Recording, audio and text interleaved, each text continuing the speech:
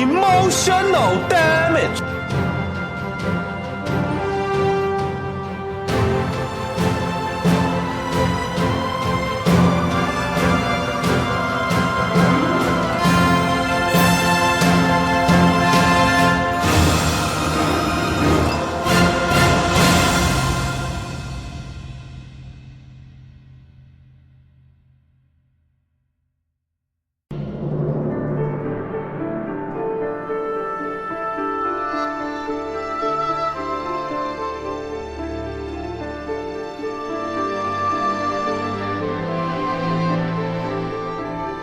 Weird, weird.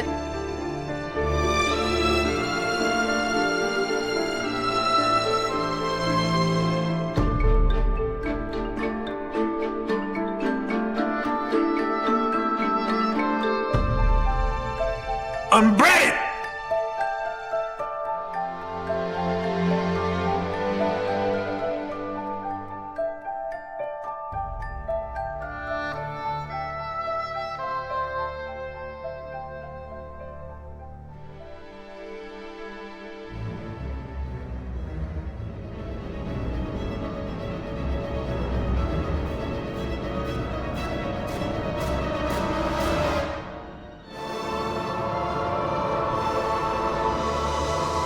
Weird, weird.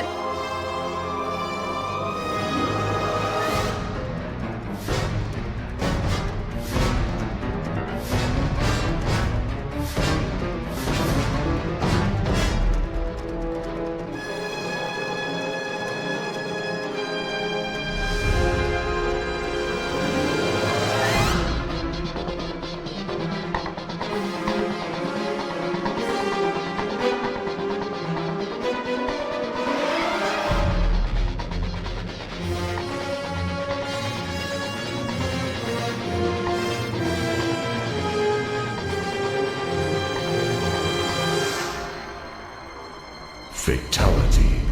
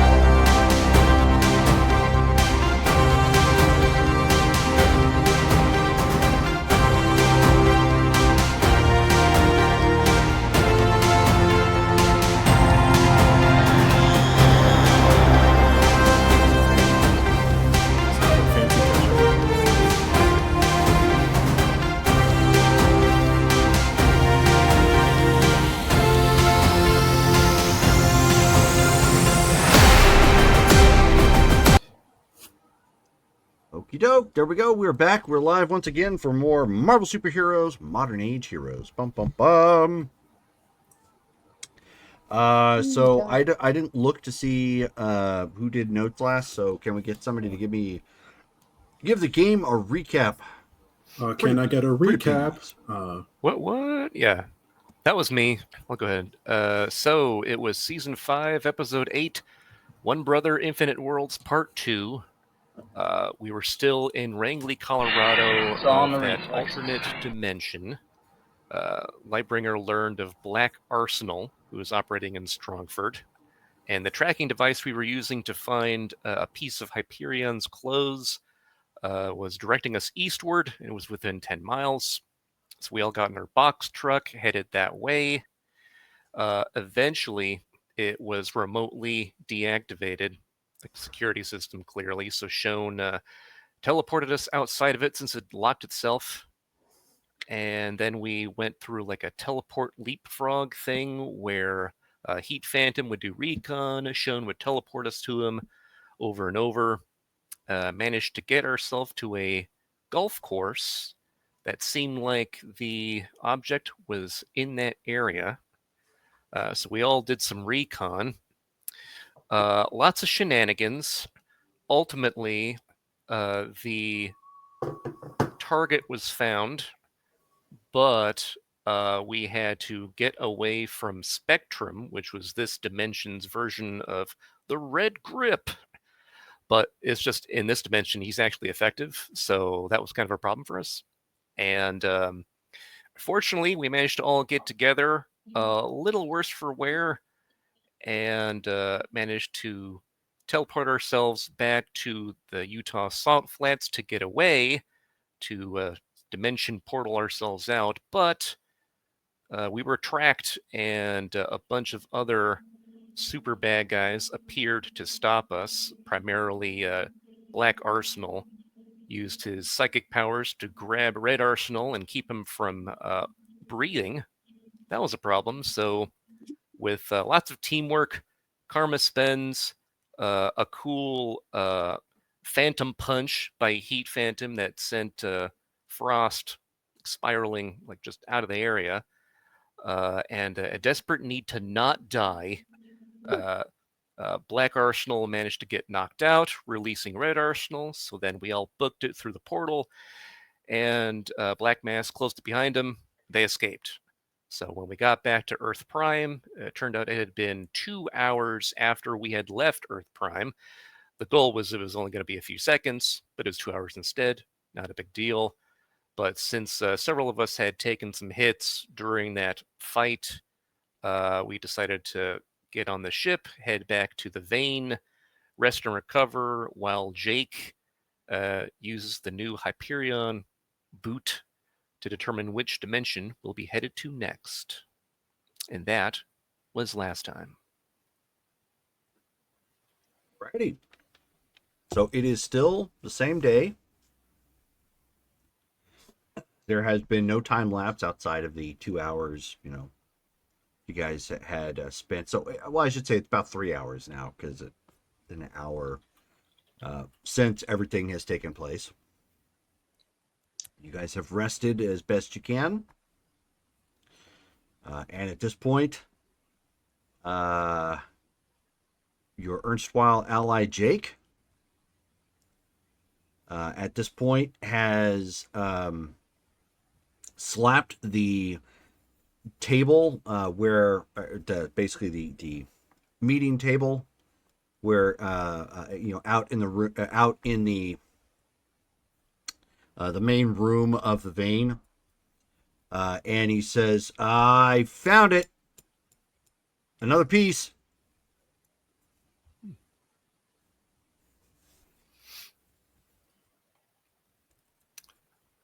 Oh. Yeah, Red Arsenal is definitely going to run over. And what'd you find, Jake? Okay, I am 98% certain that this is a visor, based on the imagery that I'm kind of getting from this now. Keep in mind, it's all monochrome, so I can't be 100% certain, but pretty certain. And I've been able to narrow this down to a location-ish. Okay. It's That in works. Chicago. Alternate Earth Chicago, I take it. Right. Okay. Do we know any heroes in Chicago that we theoretically would have to watch out for versions of? Helios, do we know any heroes from Chicago? Negative. My memory banks do not contain any information upon heroes that you have run into that claim Chicago as their home. You know where we could ask? We could go back to the bar. Well, I don't know if that would be a good use of time, considering we'd have to get to know them first and then come back and encounter them. Hmm. And there's Yeah, nothing that really makes sense. telling us that it's going to be even close to the same compared to our dimension. Think about where we just came from. Or a bunch of those heroes I'd never heard of, and I've been here a while. It was a good idea, but I think unnecessary in this instance. Jake, you said you had an image. Do you perhaps have visual to more than just the item? No, Can you unfortunately see not. Around. I have, and he, makes the shape with his fingers. He says, I have a screen about this big. He says it's monochromatic. And he says, I've managed to upgrade it to 16-bit, but that's about it right now. Can you at least tell whether this item is inside or outside or? No, I can't. But that's more than what we had before. At least we know what we're looking for. Yes. I assume if Chicago, it's going to be inside. I mean, it is a built-up city. There's not much outside there.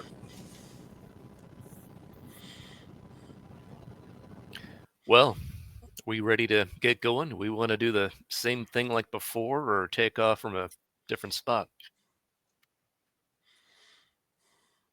Jerome, do we have anything that could heal me quickly? You've got a lot that could hurt you plenty. Heal. No, unfortunately not. Okay. I'm gonna take some aspirin and check myself with the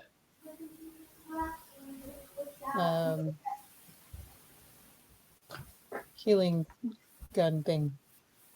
Scanner. Okay. Well, the scanner will tell you like what's wrong. It doesn't heal you per se. I mean, I guess I know what's wrong. So maybe I don't need that. Okay, Okay, Derek, I'll just we patch had a myself bit up of background as noise best I from you, can. so I had to mute you. Just FYI. Anyone else need a little TLC from that last encounter?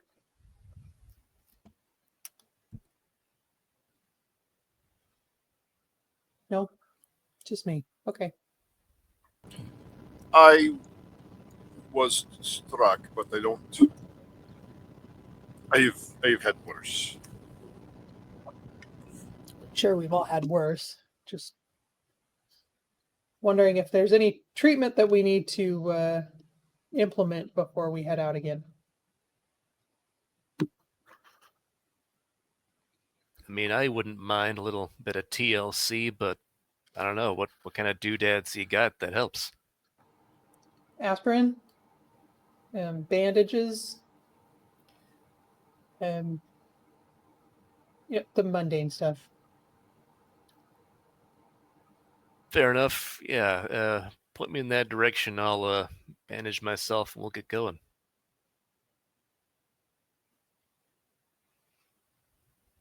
I will introduce him to the first aid kit Okay. we keep around. So he takes some painkillers and bandages, like where he was hit in the previous battle. Alrighty.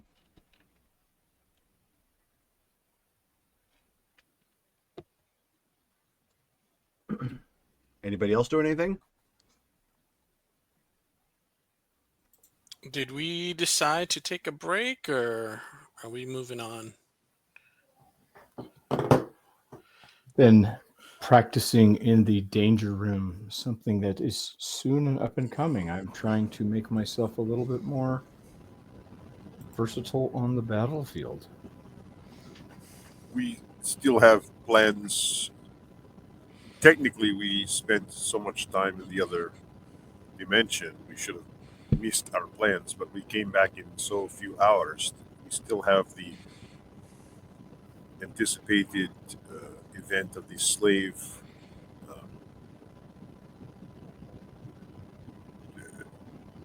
trade, is the word, that we were going to track down and intercept.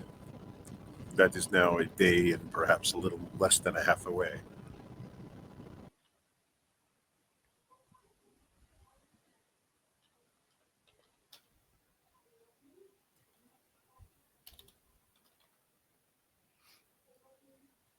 Yeah, hopefully we've worked out the kinks and can come back without too much time passing.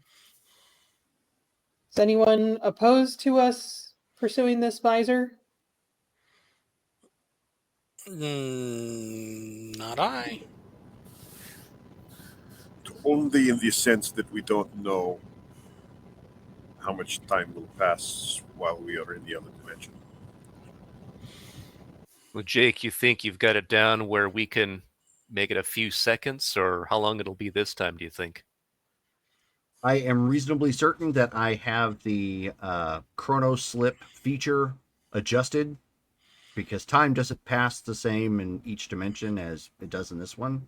So I think going back and forth, we should be okay now. All right. But if we can not rush out like we had with the last one, so I can confirm that before we go, that would be great. Okay. Were you able to minimize or miniaturize the device, Jake, at all? Because I know Oh, you were right. running around with like a. When did I have time to do that? Okay. All right. Should we just like get you like a backpack or something for it, or I don't know. I mean, that's kind of what he has, Okay. like a self-design pack, All right. you know, that has a little bit of support to it, like an Alice pack, sort of, to make sure that it comes through. Okay. It has the benefit, if anybody's looking at it, to almost kind of look like almost like a World War II communication, like a radio backpack. Okay. So it's not super obvious, but it is a little out of place.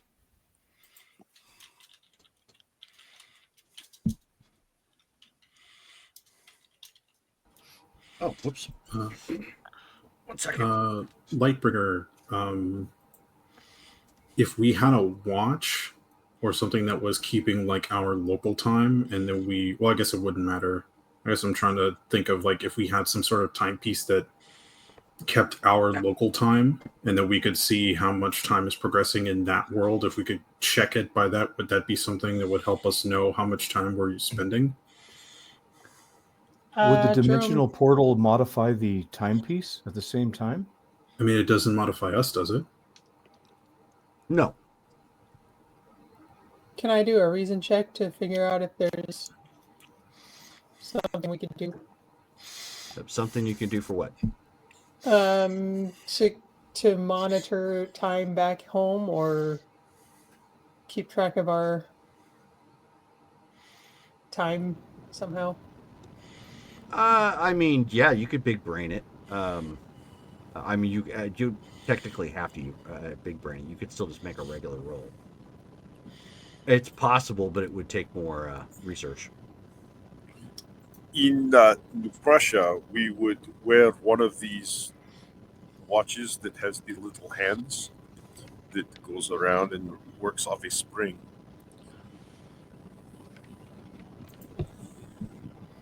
I think we've encountered those before. Right. Well, well, wouldn't that just keep ticking once we get to the other dimension? So it wouldn't like tell us the time back here per se. It would just tell us that we spent so many hours in the other dimension, which Yeah, I guess that could be useful Yeah. too. I was The goal just gonna. is it's only going to be a few seconds, though. Is that going to matter? Right. Hmm. Yeah, that's the thing. Like, if it could, the watch could be stuck to our dimension. No!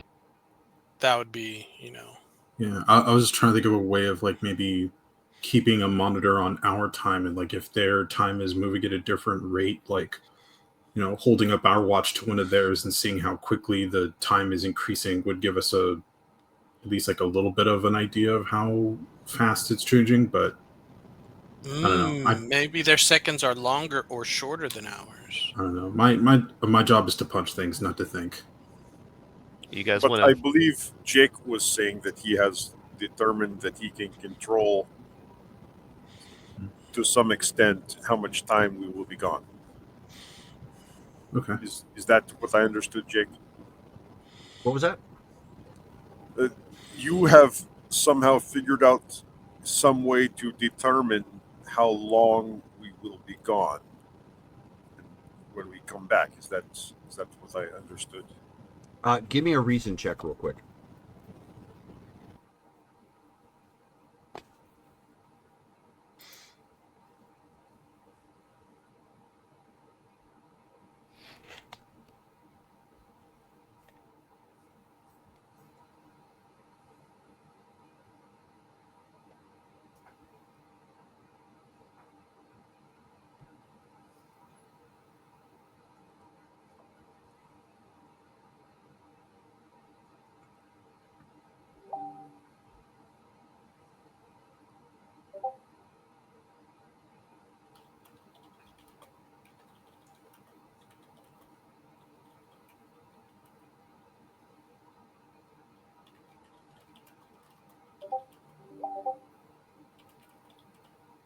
Oh, nice. Hey, not too bad for my first roll. I just blew that the rest of the night. It likes your accent. Okay, so he gives you a bunch of technobabble about how the device works, and in short, basically, what it does is it's working off of like a clock, but an anchor system. So kind of like the timepiece, but the problem with the timepiece idea that you have is you don't know, like you're assuming it goes second by second. The device he has taken. You weren't here for this particular game because this actually happened like a year and a half ago, I think, when they were first exploring the idea.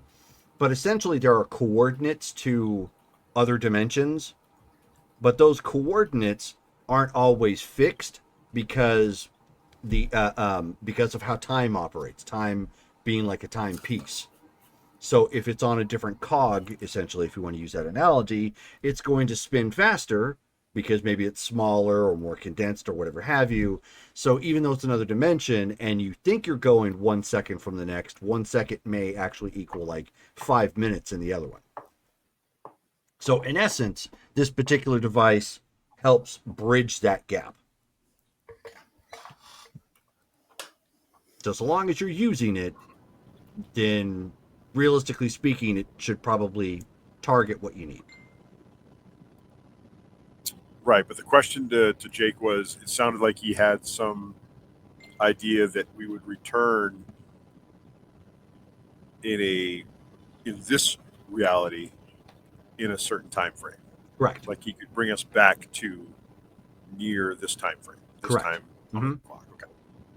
That's what I was getting at. It's a matter of, okay, well, if I say I'm leaving here at this point, opening the thing, then the only difference is obviously if you spend, let's say, a month in an opposite, in the alternate dimension, it can still probably bring you back, but it's going to have to adjust accordingly.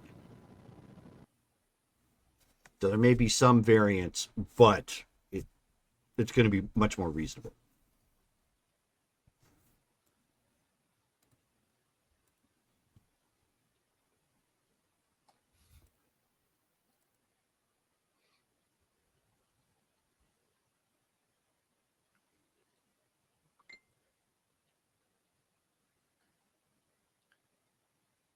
Well, is there anything else that we need to do or prepare for, or should we head out?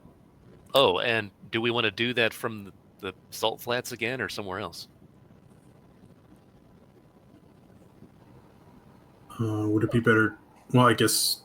Would it be better to be closer to Chicago, or does that not matter? Well, Chicago, the reason we chose the flats the first time was because it wasn't populated. Oh, okay. So maybe the flats again, because we were afraid of something chasing us back from whatever dimension we came from. So I believe it is a safe scenario in most cases, considering the fact of the desolate nature of the area. It is more likely that we would not encounter anyone. Okay. It was also what we considered potentially relatively flat terrain, so landing there blind would leave us less in danger of something being in the position we arrived at. Precisely. Was Especially popping up out in the wall. open, yes. But we have been asking Sean to transport us pretty constantly, as we do not wish to push her to the point that her energy fails her. Is this a concern?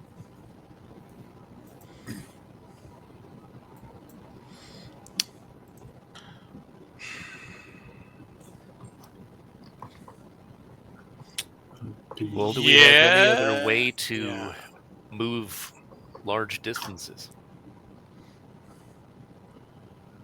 Well, perhaps I'm saying that we can choose a location near Chicago that would be potentially open and flat, and as opposed to going halfway across the country and asking her to teleport us all yet again. Such a distance. I don't know if distance is a factor in her power. But we are asking her to do a lot of work. That's a good point. Anybody know of a big flat area near Chicago? Let's pull up MapQuest. I would suggest a space in the airport out of the way. Well, we'd have to guess that they'd have the same airport in their dimension, though, right? It is probably a safer bet to rely on a desolate geographic location. Oh, Chicago's huge.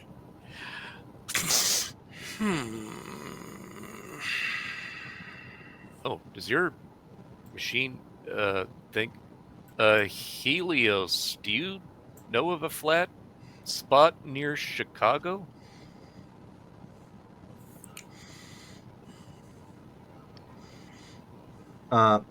Parsing. One moment. Handy. No. Out of character, that means Jerome's got to type it into Google search. Yeah.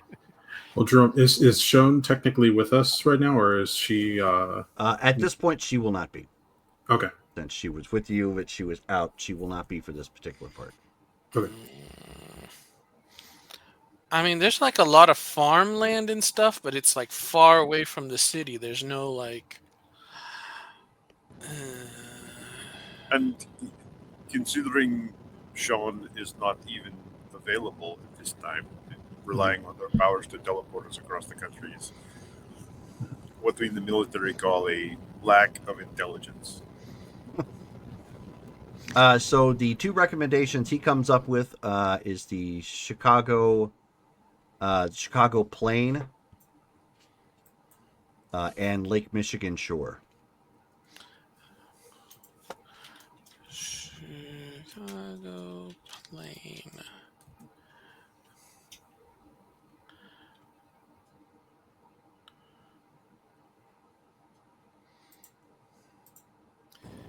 Well, we could try the shore. That wouldn't be too bad. I mean, there might be more water there or less water there than we expect, and wouldn't be too bad getting there and coming back, I suppose. I might also say that having watched many science fiction movies, that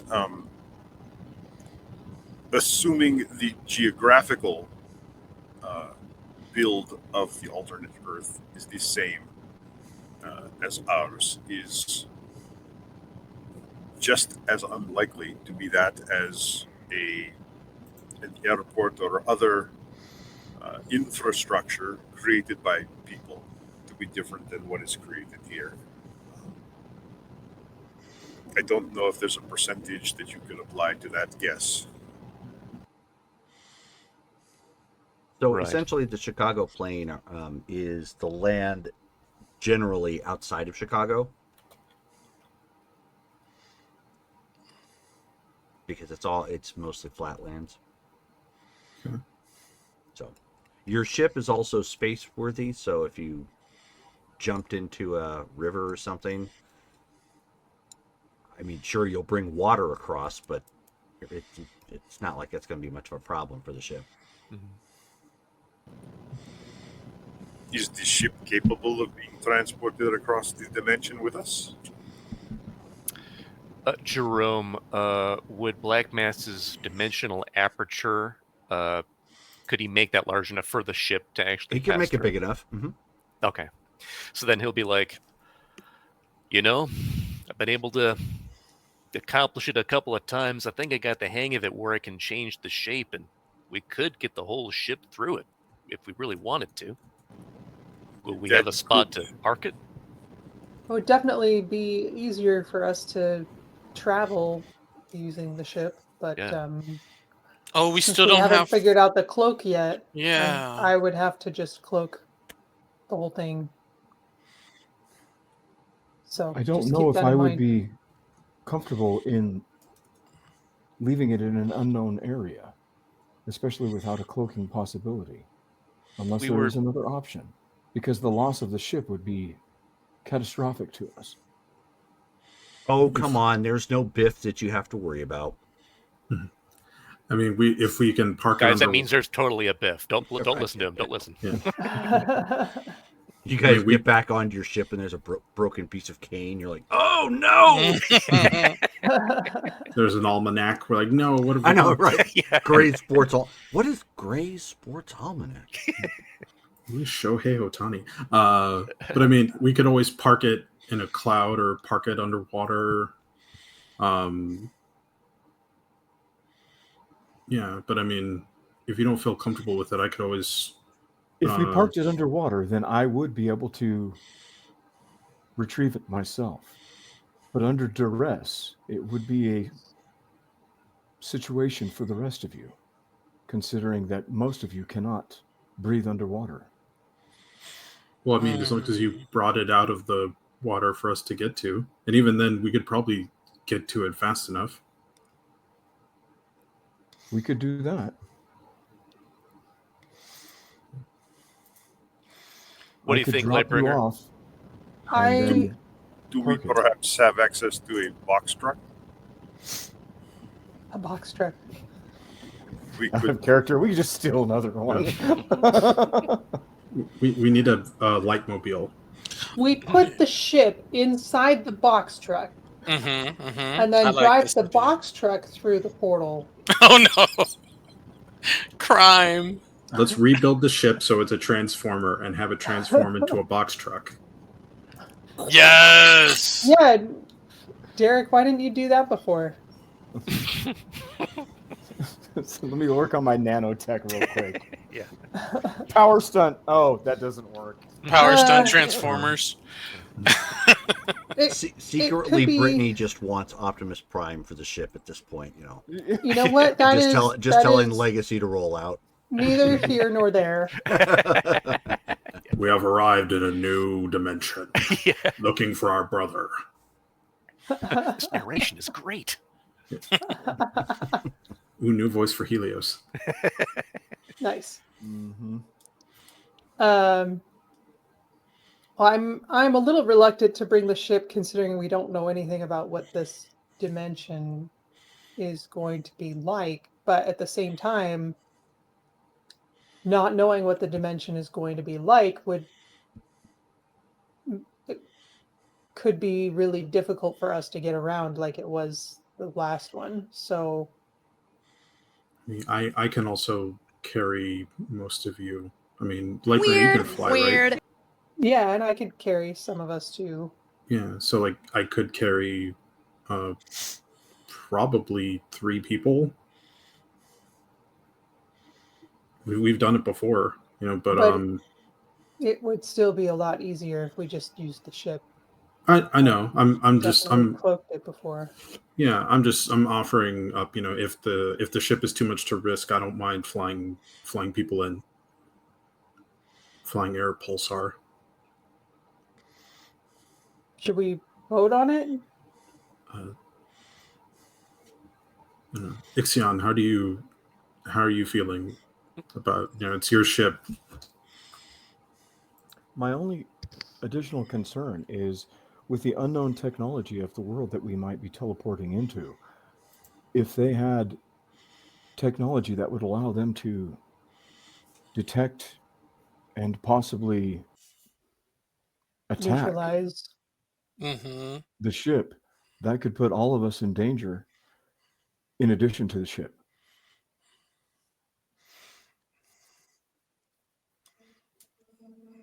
Seems Okay. like a bunch of us are wary about taking the ship. Maybe we shouldn't take it. Okay. I believe it is Business not a as risk usual, that, then. that would be worth moving on until we actually had information about that particular dimension. Can we at least take the ship to Chicago in our dimension and Absolutely. I would have no problem have that way. less We distance to travel? We could easily hide it knowing of the capabilities of the human populace here at this current point in time.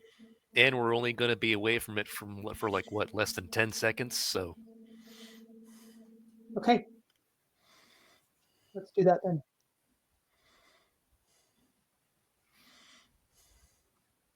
So is everybody? Easily So if parked I understand, underwater. then everybody's Yep. piling in All- and heading to all aboard. Cheetown. Yep. All aboard to Chicago. Wait a second. And then perhaps while we're traveling and still having conversation, perhaps I should ask, now having some experience with dimensional travel, what are the rules of engagement?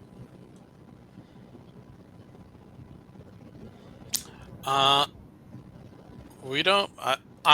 We shouldn't engage. Yeah, I think Yeah. ideally in and out, Yeah. no engagement. Well, without Sean, we have he's not to- going to be in and out. I mean, we are going to be walking for miles and miles and miles into the city of Chicago And flying.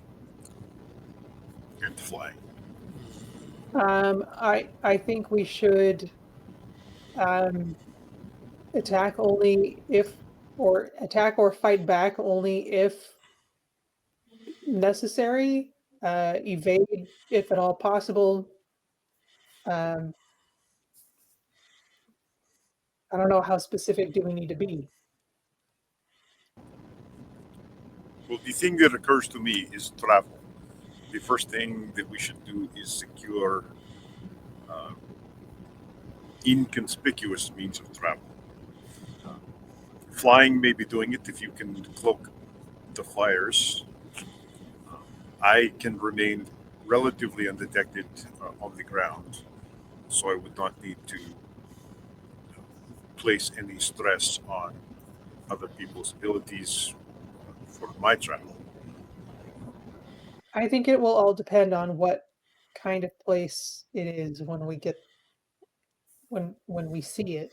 I mean, Oh, for yeah. all we know, they're riding dinosaurs, or maybe there are no people there at all. Who knows? We could be wildly out of place. Um, it could be a world populated by clones of Red Arsenal. We don't know. Nice.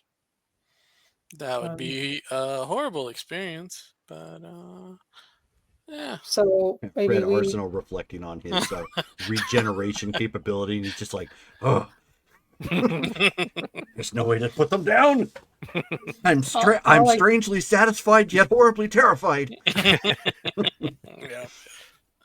all I can say for sure is we'll have to stay tight until we can get a lay of the land, and then we'll make a plan.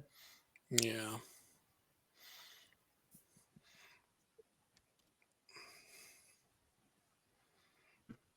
Jake, can you tell us anything about this dimension, or you just No, got he- coordinates? No, he Okay. just he shrugs. He says, based on the coordinates that I have, it appears that it's an analog of this particular dimension, but that doesn't necessarily mean it's going to be identical, as we could tell from the other one, Yeah. or mine Okay. for that matter. There is an alteration to it, and unfortunately, none of this is an exact science yet. I can't tell what coordinates change what Yeah. particular feature for that particular dimension yet. We stand a chance of there being even the potential for biological dangers for us. Oh, In this 100%. world, in this world, there could be, as the humans are so worried about the ozone layer being breached, carbon monoxide and carbon dioxide may be in sufficient enough levels for it to be toxic to normal humans. You bring up an excellent point. We may have just spread disease to the vast dimension we are in that they have no way to combat. So Yes, that's concern for this dimension too. I mean, with myself, I am fairly resilient to normal human infectious diseases, both viral and bacterial. However,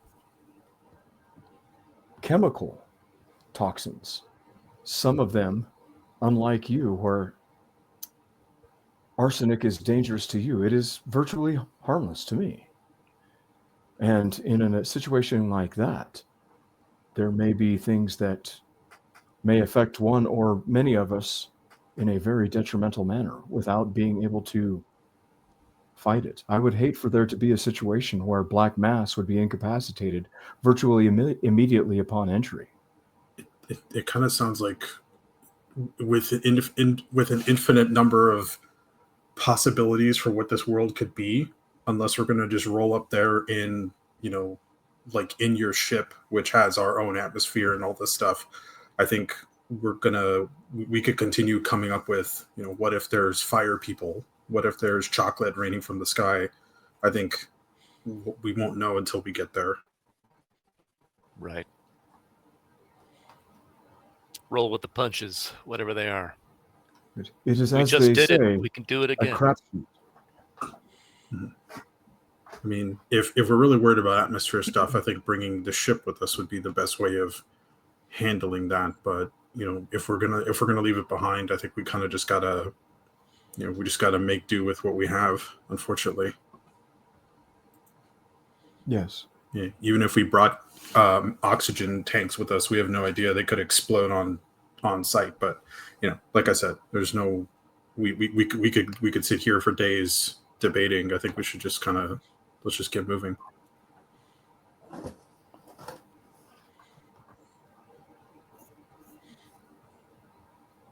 Okay, everybody in? Everybody in.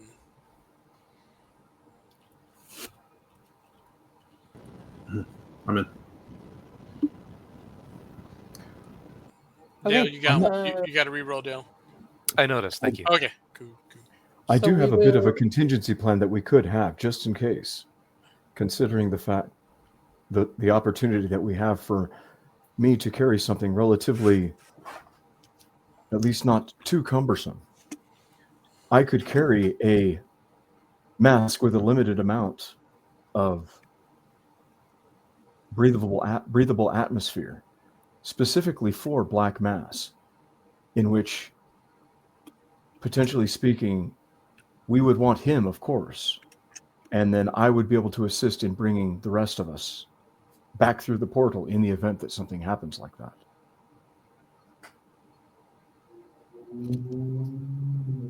Okay, well, let's grab it then. I can acquire one of our masks in the ship. Okay. Sounds good. So absorb that. Absorb what? We had space suits and such, right? Yeah. Would we be able to?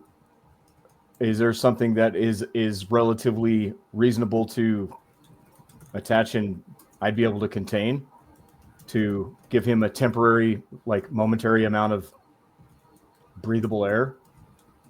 I would think it would be relatively decent. I mean, you're talking at that point just like an oxygen tank with an oxygen mask, if that's the case. Yeah, something like that. So remind me again why you're needing that. In the event that there's toxic atmosphere, Oh, okay. That's it'd be fine. it'd be solely for black mass. Sure. But because I don't breathe, it would be He would hold it. here, hand it to him immediately, and I just start ushering. I grab and go. You know, Sure, that's I'm fine. grabbing body. He opens the portal, grabs as many bodies as he can, as I'm grabbing the same, and we step back through.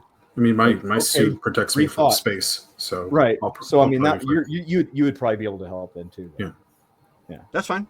It's that contingency plan. Right. Yeah, that's fine. So everybody getting on ship and heading out.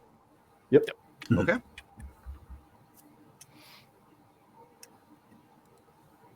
All right. So as everybody is loading on board, what if chocolate tastes like Brussels sprouts?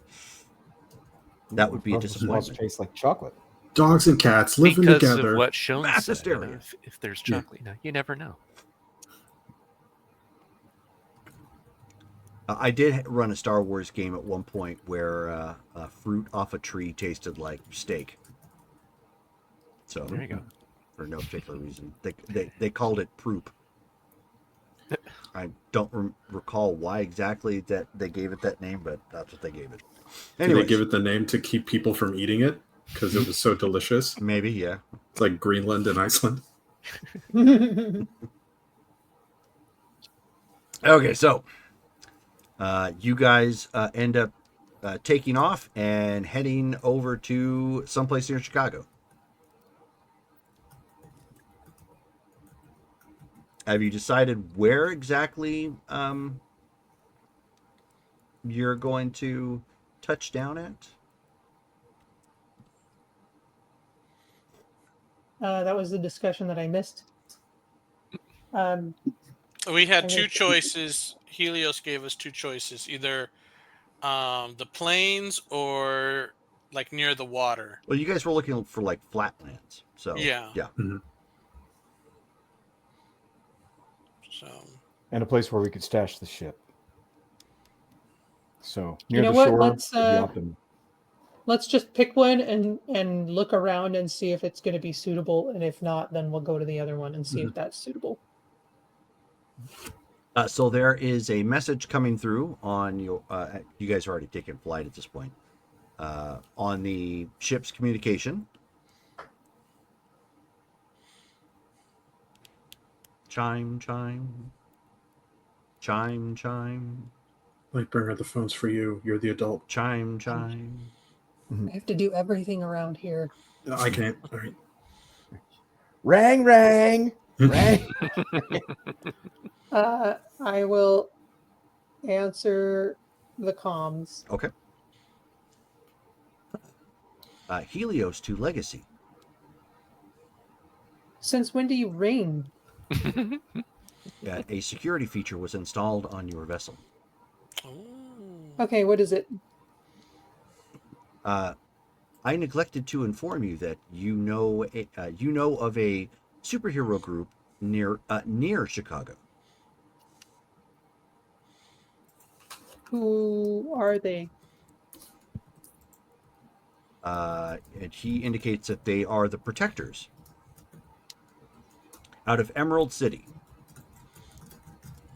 Emerald City is actually in the place of Benton Harbor specifically, so it's basically across the lake. My notes said Protectors are East Coast / Boston. Yeah, no, they're not.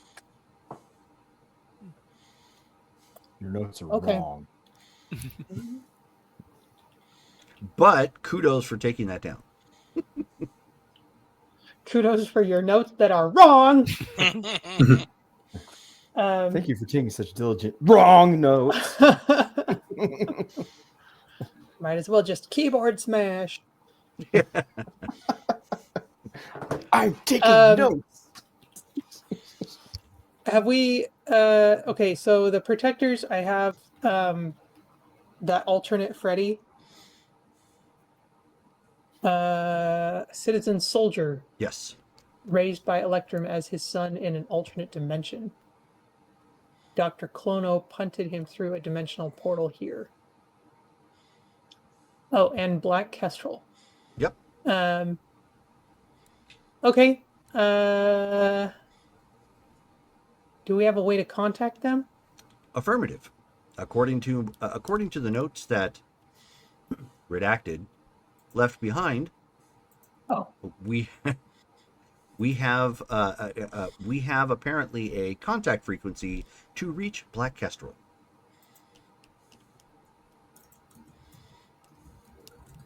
All right, go ahead and put him through, or send a communique. Affirmative. Patching us through now. Then it you hear something come through. Hi, and it's a female voice. This is Owl Girl. Who am I talking to? Owl Girl. Hi, this is Lightbringer from the Legacy. Oh my gosh! You guys have our number?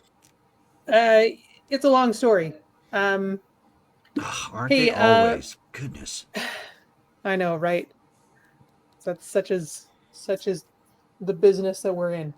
Look, where in your neck of the woods are any of you available to chat for a few minutes? And then you hear you end up hearing like a, "Oh, please," and then it goes quiet real quick.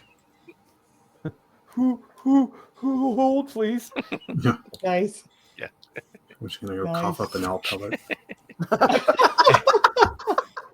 I'm so nervous. And then she clicks Good thing back. it wasn't a video screen. She clicks back over. She says, "Yes. When are you're in Emerald City?"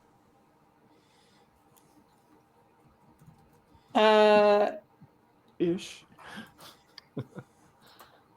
Jerome, I thought Emerald City was like Seattle. That's Emerald City Comic-Con.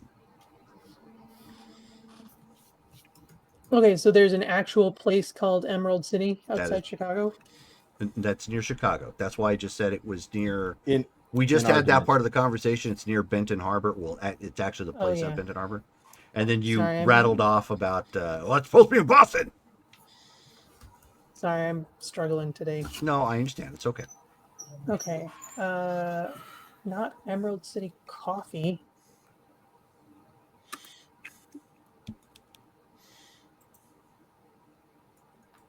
Okay. I will give her our approximate location because I cannot seem to find a map. Okay.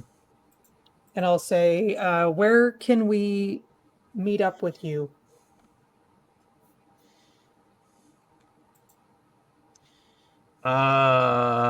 She says, you can always, are you, okay, are you flying here? Are you, odd question, We have a are ship. you sailing here? We have It's a long story. ship. An airship. Okay. So why don't I meet you? There's a patch of open land just off of St. Joseph's River. Okay.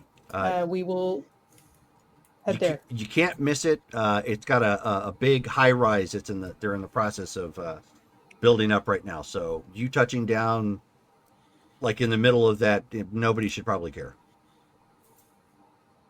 Roger that. Thank you. We'll see you soon. Okay, Owlgirl out, and you hear a click, but she doesn't actually click off, and you hear.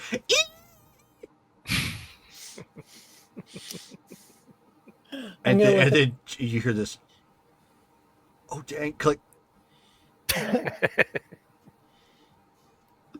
I'm gonna just look around at the crowd and say, "We didn't hear that." Is she a fan of yours? Like, what is? It sounds that way. We have never met. All right. Okay. Let's head to those coordinates. Okay. Just run our plan past these locals. No problem. So you guys are en route.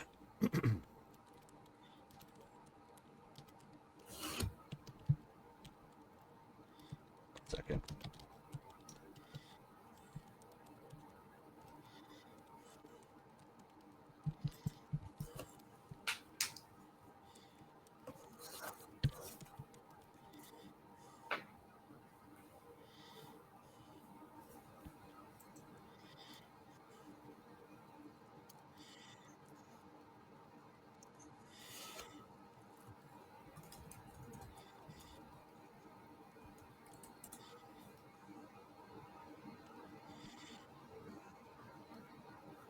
Okay.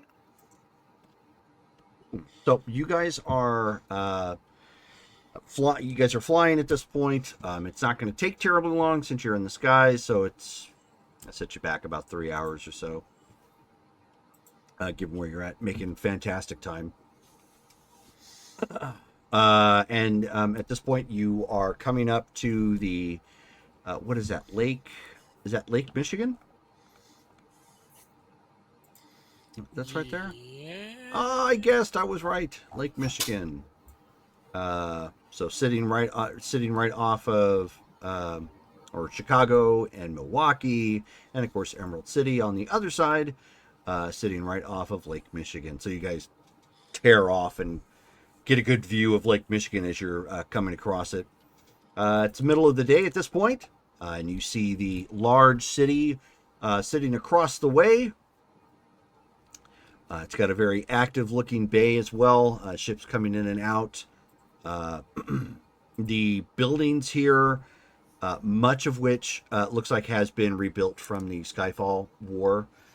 And they've taken the opportunity, since the city's name is Emerald City, that several of the larger skyscrapers, the cement has a bit of a green tint to it.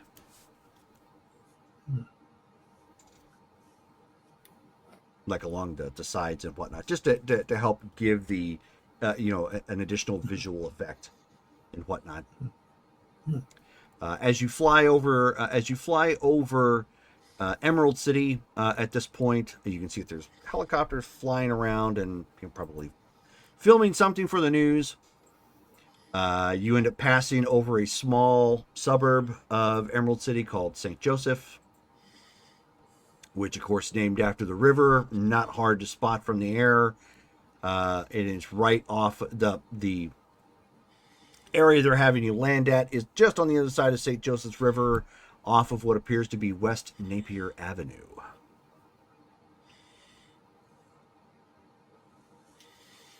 So you bring it in and touch down from there. And as she indicated, there's a fairly big high rise that's being built up around it. It looks like what they're doing is because of the revitalization in Emerald City, this smaller little suburb is reaping some of the benefits from people who don't want to live in a big city. So they're building more apartment complexes, and this is going to be essentially a nice neighborhood when they get done. You touch down. You're in the area. Perfect. Okay, here we go. 1 second. I just needed something quick and easy. There you go.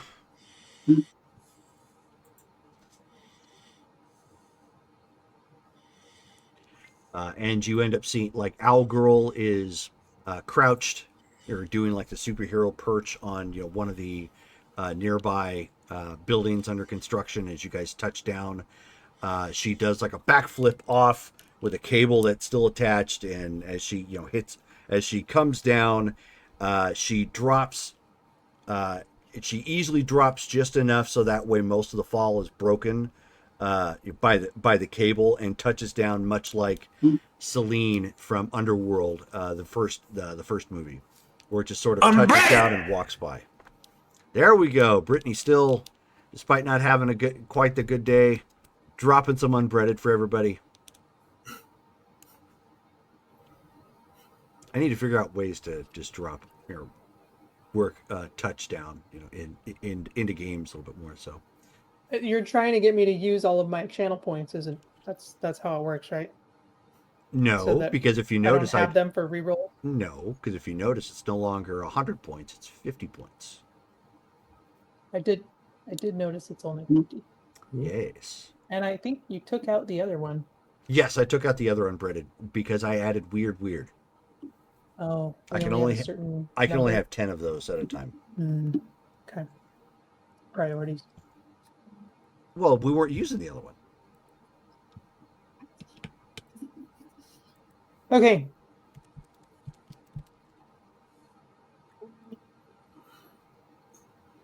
Yes, that is Owl Girl of the Protectors.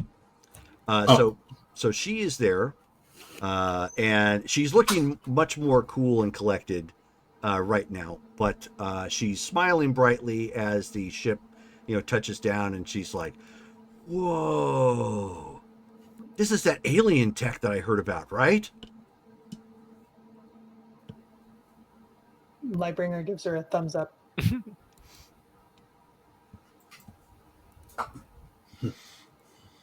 So she says, hi, everybody. I don't know most of you. My name is Owl Girl. I'm with the Protectors. This is our home base, Emerald City. She kind of just motions, around like in general. She says, our team leader wishes he could be here. He's not here currently. He's taking care of some things. Black Kestrel-y, I guess. I was on monitor duty and got the call, and here I am. So how can I help, guys? Okay, so hi, nice to meet you. We're the Legacy. I'll go around and point each of us out. Give our girl us a wave. Yeah. I'll say nice flip. That was cool.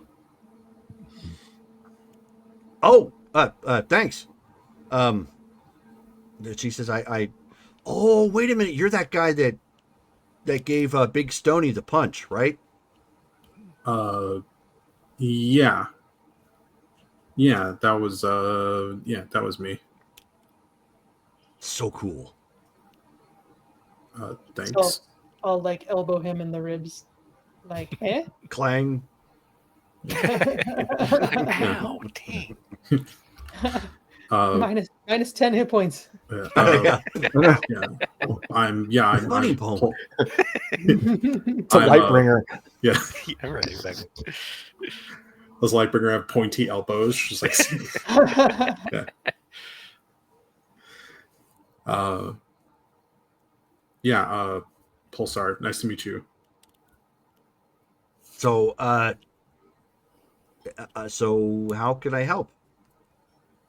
Yeah, so first of all, is it okay if we leave our ship here for a little while? And she like looks around. She says, "Sure. Do you have something going on here?" If everything goes according to plan, you will hardly notice. So we are on a mission involving dimensional travel. Whoa. We need to go to Chicago in a different dimension to look for something, and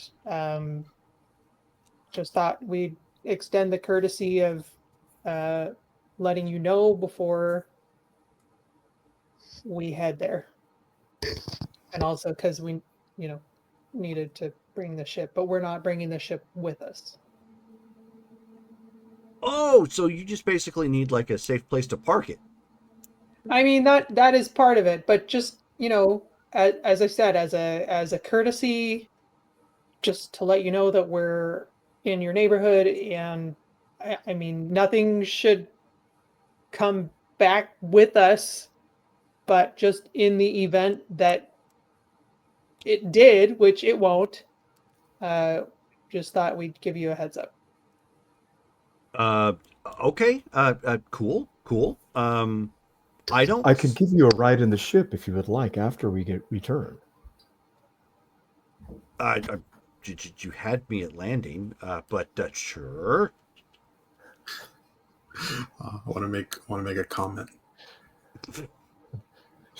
Well, out of character, she's like, Yeah, well, it's like I was gonna say, like, ship is awesome.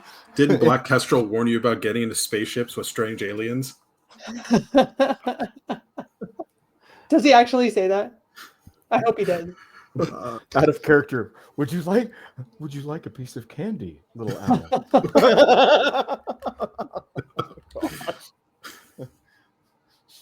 Poor Al. She's like, who are you? Who? Sorry. Okay. On a serious note, but I do offer her a ride on the ship. Yeah. Okay. I mean, she says, sure.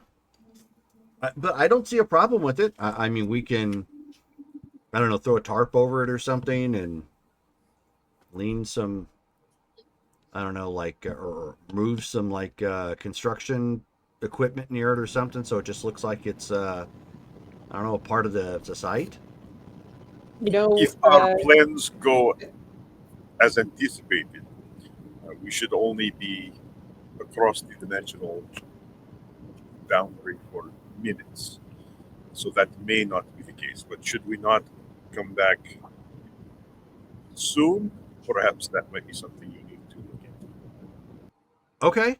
I'll just give, I'll go give CS a call then. If you guys don't come back in a few minutes, and I'll get that sorted out. Much appreciated. Okay, Jake, is this as good a place as any? So I mean, he's looking around. And he says, "So the intention is to just fly there, right?" Okay, yeah, we could do that. So if that's the case, then we just have to fly across the lake. So yeah, this should be okay. Or Okay. maybe find a boat.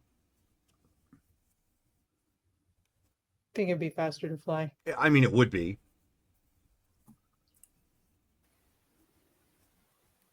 Seems like we could Okay. make it simple. We fly. Okay,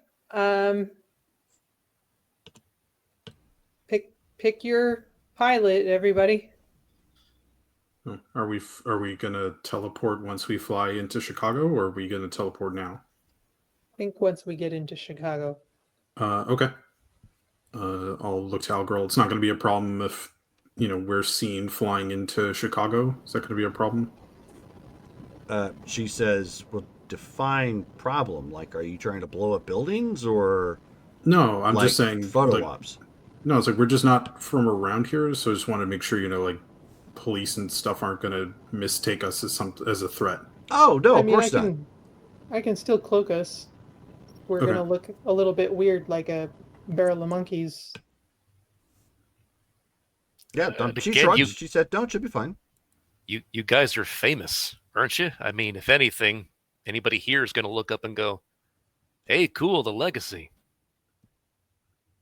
Then they're gonna wonder what we're doing here, and maybe get a little nervous. I turn to Red Arsenal and go, "Wait, we're famous." Yeah, you punched alien warlord and killed him on live television. I forgot about that. Yeah. Yeah, it's not like she didn't say something about that like 2 minutes ago. I don't know what Yeah, that I was the Rock dude. Yeah, no, I remember doing it. It was more of I just wasn't aware how That televised it anyone was. noticed? Well, I assumed that Supers knew, but I didn't think that it was. Yeah. Okay. The videos are replayed on cell phones all across Russia. I mean, it is an epic moment. I need to dye my hair a color or something. Yeah, do you have an action figure yet? You do, right? Me? You should. Yeah. Uh. I think it's probably about time. Mm-hmm. I don't know. That let you guys handle that stuff. I'll pull some strings. Mine comes in an egg. Mine comes in an egg because it's just silver slime. Silver slime. Yeah. You pull the ripcord and it asks, "Have you met any Salanthi?" Oh, sad day. No, actually, when you pull With the real cord, orphan action. when you pull the cord, it says you pull the cord, so rip, and it goes. The Salanthi says.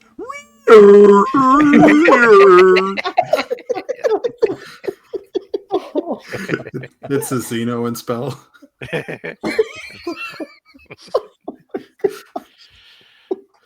It just makes Dory sounds. Of course, I speak whale. It's my favorite part of that movie. Oh my god. Okay, so, but you guys All are right. just going to fly over here yeah. and then cross over in Chicago? Yes. Okay. I don't know how important it is for us to decide who's flying whom. Right now, I'm not going to worry about it, Okay. just so we All right, keep the let's- game let's going. just So, Jake, but go ahead. I was going to ask, is your device giving any kind of indication of elevation?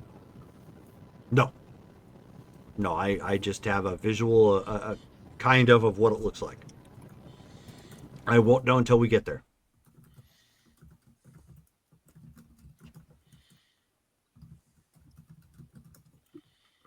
So with that, Sim Salabim, everybody flies back on over across the lake. You guys have left your ship here to be watched over by the protectors. And you... Yeah, Pirate. Cast your spell. Crossover. Now that you guys are in Chicago. Okay, Psyche feet.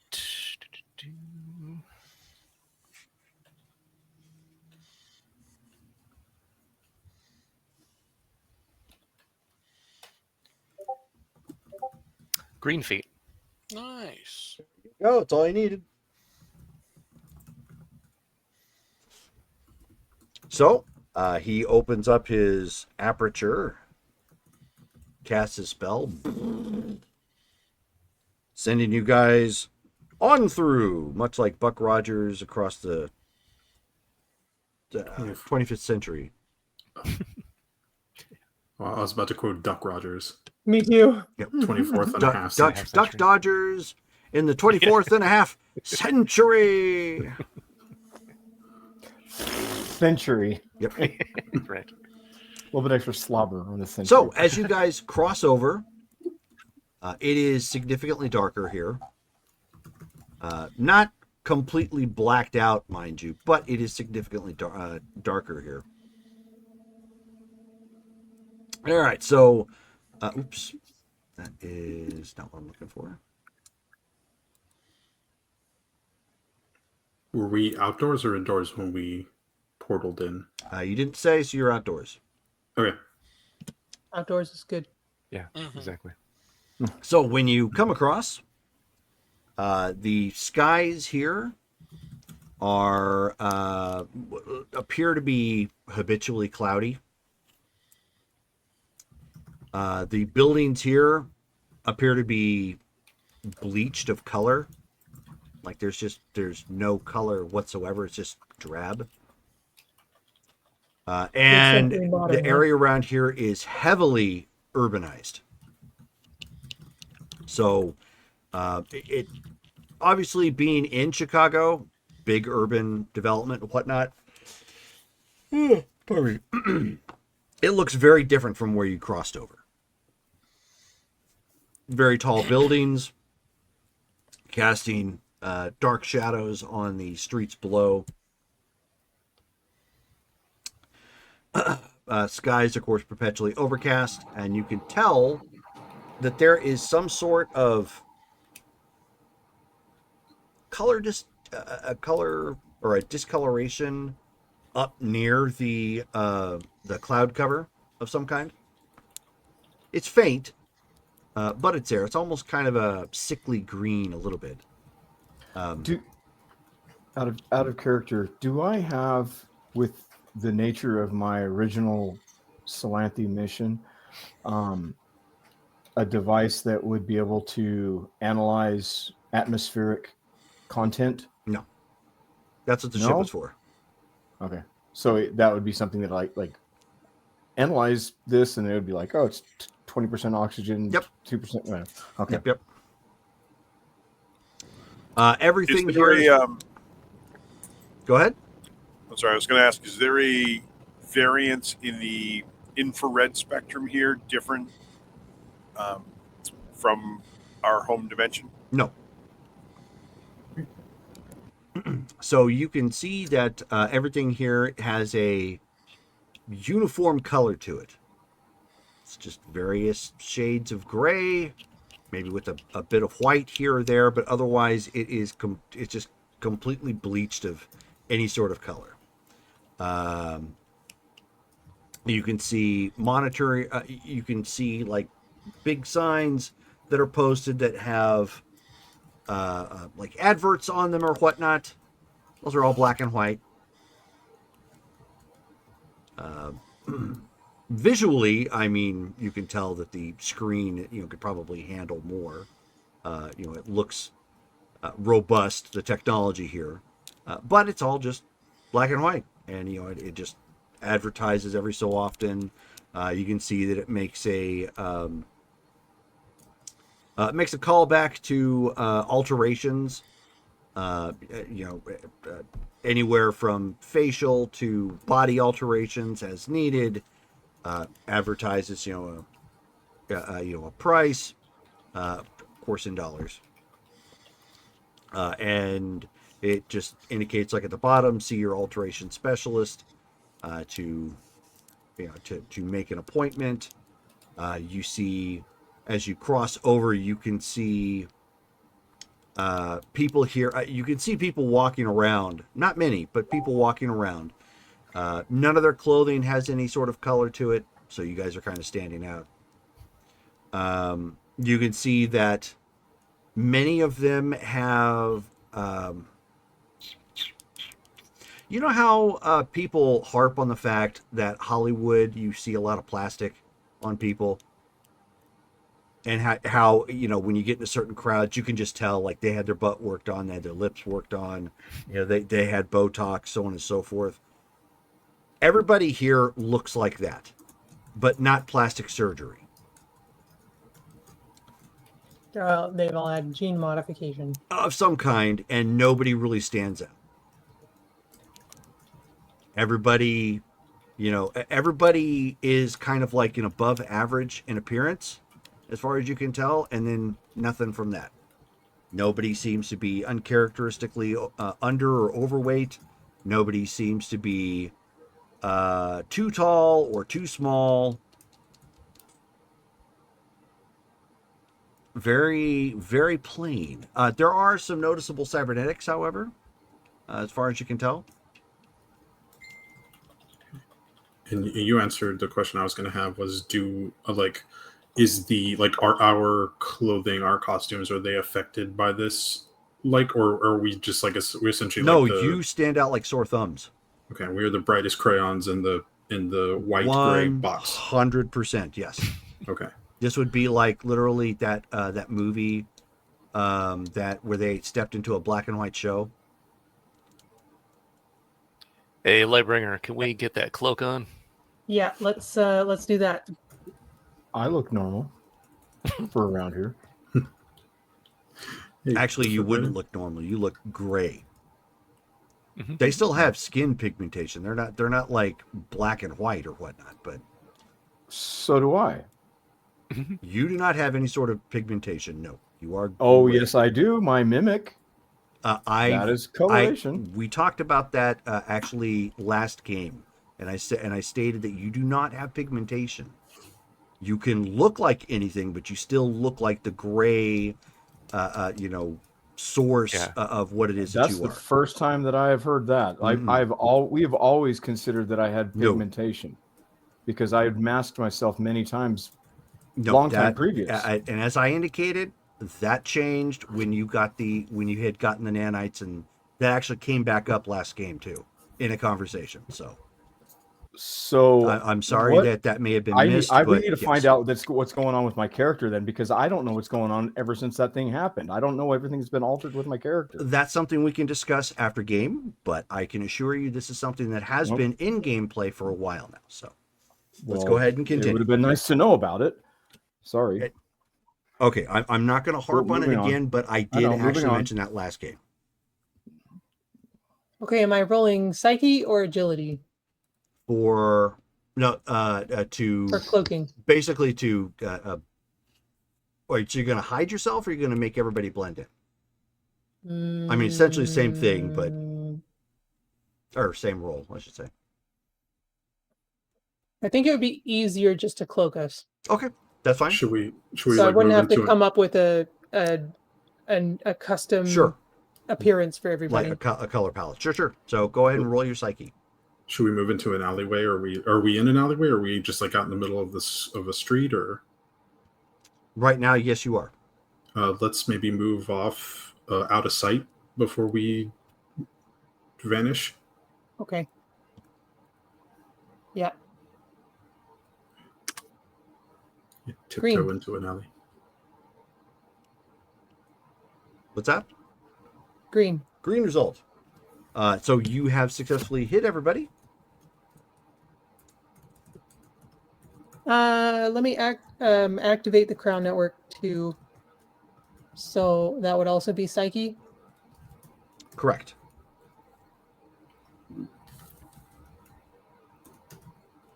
Yellow. Okie doke. So yes, so you have linked everybody into your telepathic Crown Network. Okay.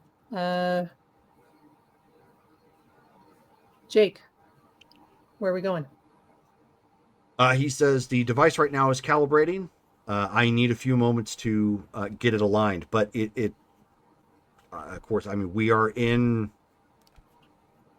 Chicago. I guess he's like looking around and seeing that the city just kind of keeps going and continuing. Jerome, watching the screens or anything like that, do we see any like political anything that would because I got a very big 1984 vibe as you were describing all of this stuff, and I was like, are we seeing a Big Brother-esque kind of figure on periodically on the screens or anything like that would Anybody looking for that sort of like hint or just uncomfortable with it? Give me intuition rolls. Yeah, I'd like to Sure, give it a keep roll an eye then. for that. Phantom's more keeping an eye on any Waifu. change in the people around. Like if something's responding to us having arrived, somebody's coming in our direction, seeking us, that kind of thing. Sure. Not really paying attention to the media. So go ahead and roll as well then. I got a white feet. I got nothing. Oh, I got a red feet. And yellow feet. alrighty.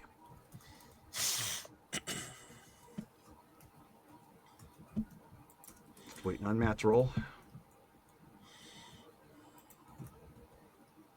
Just a moment.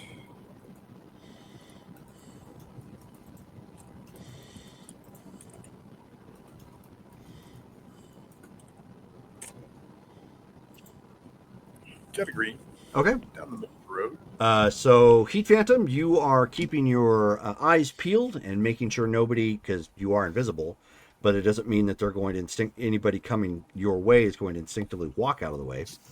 So you're keeping your eyes peeled, making sure nobody just stumbles into you for any reason.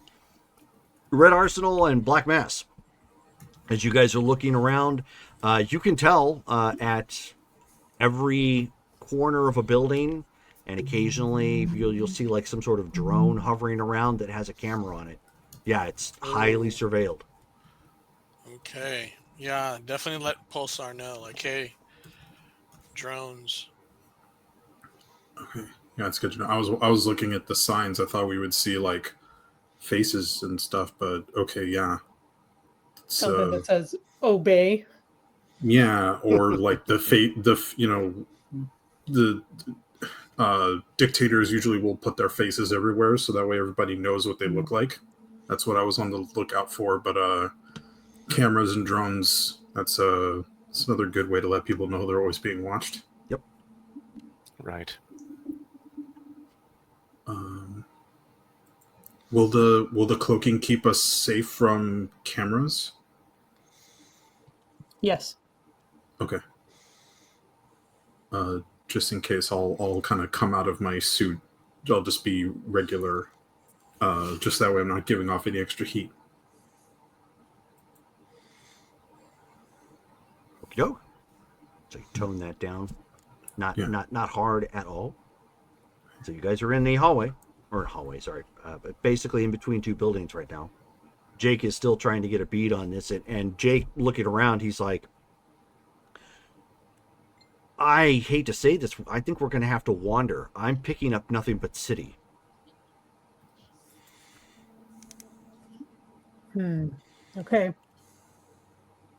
Do I we guess want to? let's- What do you mean, nothing but city? Like the signal that you had is because of the infrastructure being interfered with, or what you had a lock on is now gone?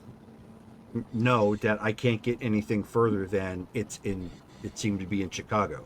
And unfortunately, Chicago seems to be everywhere. So we have to kind of move around until we actually get really close to it to pick it back up. Or maybe get higher. There you go. we could fly to a rooftop. Is that possible to do without, as he's looking around, getting caught? We could start with finding some fire escapes. Maybe we could go that way first, and then if that's not helping, then yeah, I could carry you up. But we've got to stay hidden, so don't we need to stay close to Lightbringer? Oh, yeah, that's true. Yeah, I'm fairly close. Okay. Yeah. Can I grab a couple of passengers and start lifting off? Yeah, I'll grab everybody else. Sure. Okay. Mhm. Or they, grab a hold of you. You only got two hands, but you can easily have somebody wrap around your wrap around your neck like you're going for a whole new world. If I'm perpendicular with if I'm parallel to the ground, I could probably see 2 comfortably on my back. Just hold somebody else by the hands. If that's how you want to do it, sure. Try to think of like a ridiculous like Cirque du Soleil like kind of like. But yeah, no, we'll my strength is 100, so yeah. Yeah, you're nowhere near 100 tons. You're good. Okay, yeah. So I pick him up like a mama cat, just like. Although Heat Phantom's had one too many burgers here lately, so I mean you can kind of tell. No. It's okay, bro. The American burgers are great. I'm just Yes, I just cannot stop stuffing them into my mouth. Yeah, I don't know what they put in them, but it should be illegal. But I hope it stays illegal for a while. It is the MSG. That is what I was hoping somebody was going to bring that up. That's why MSG is flavor. We're not talking about. Yeah, we're that's not why I talking love about it so hot much. It tastes like home. dogs. But so you guys just take up into the air at this point, into just actually in between the 2 buildings. You can still see, despite the fact that there is higher tech, most of the vehicles that that are here, most of them are still wheeled of some form. They're ground based. There are some hover vehicles here that, as you can tell.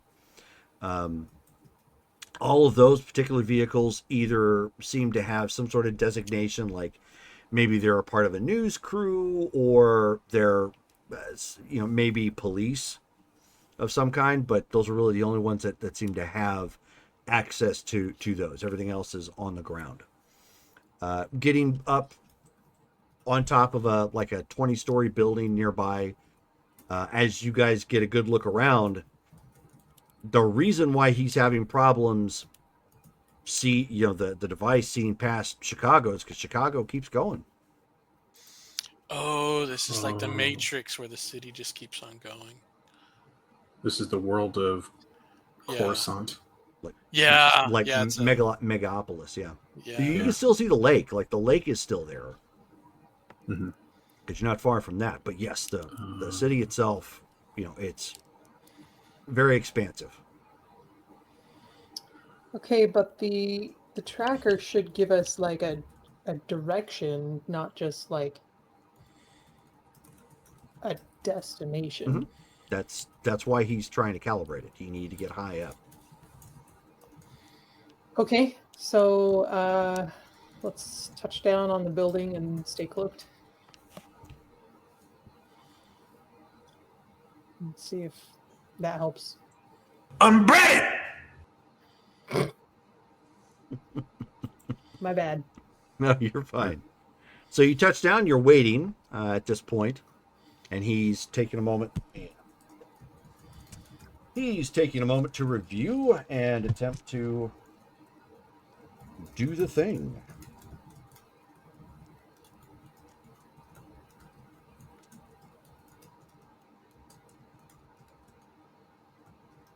Judy, do the thing. I'm gonna call this place Neo Chicago. There we go.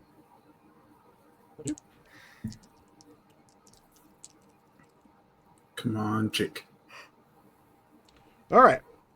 So now he's tuning. He's tuning it in, playing with some of the dials and the switches at this point, and then he finally starts hearing a ping at this point, and he says, "Okay, so I think I've got something. A direction we can go to."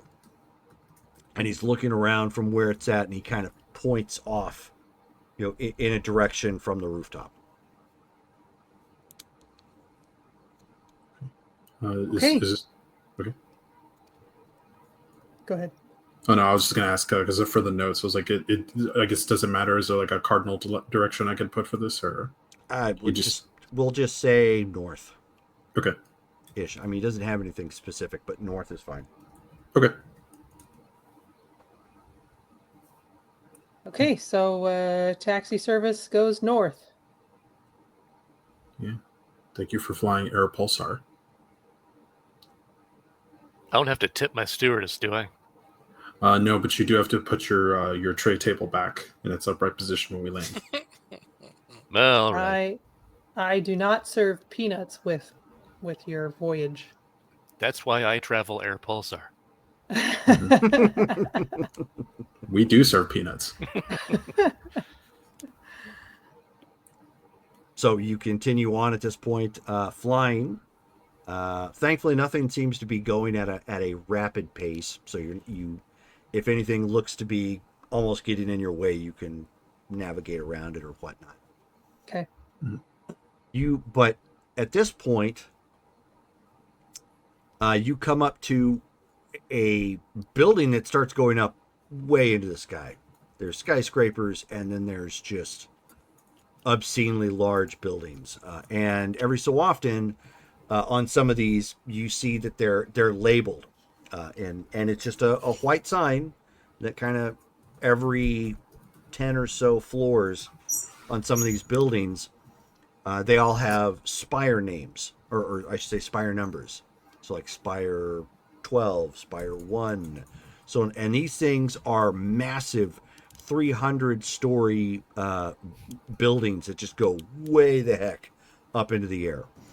And as you guys are getting close, he points to one that says Spire 19. So these signs would seem to indicate that there's air traffic. Do we see any other air traffic as we're flying here? Generally, no. Mm-mm. Do the drones come up this high as we're flying around? Oh, yeah.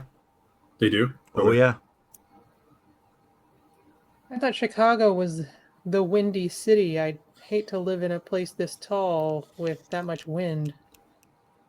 I mean,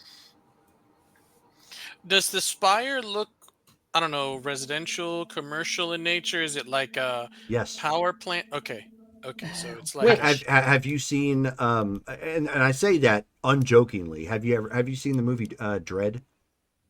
okay, yeah, Dread, yeah. Yep. Okay.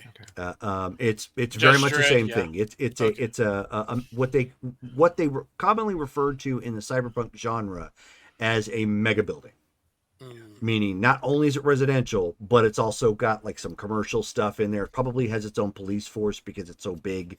You know, it's like an apartment complex mashed with a mall, mashed with, you know, some entertainment centers, and then just, you know, it's almost its own neighborhood. It's this Hope close they've- to an arcology. Okay. I hope they've got a robust elevator system that never breaks down. or that we can just get into by pressing buttons and there's not some face plastic scanning system. Oh. Also that. Yeah. So at this point, as you guys are flying up to it, Jake says, okay, so good news, bad news. This is it. But the bad news is I can't find where in this monstrosity this thing is. We're going to have to go inside and I guess poke around. Okay. Each of us takes one floor. And there are how many units on each floor? It'll take us approximately 3 weeks. But we're looking for a visor. Like, is it just going to be something glowing that we can easily find, or is it going to be? Yeah, at that point, Jake kind of shrugs. He says, I don't know. I don't think it's going to be glowing, not in some place like this.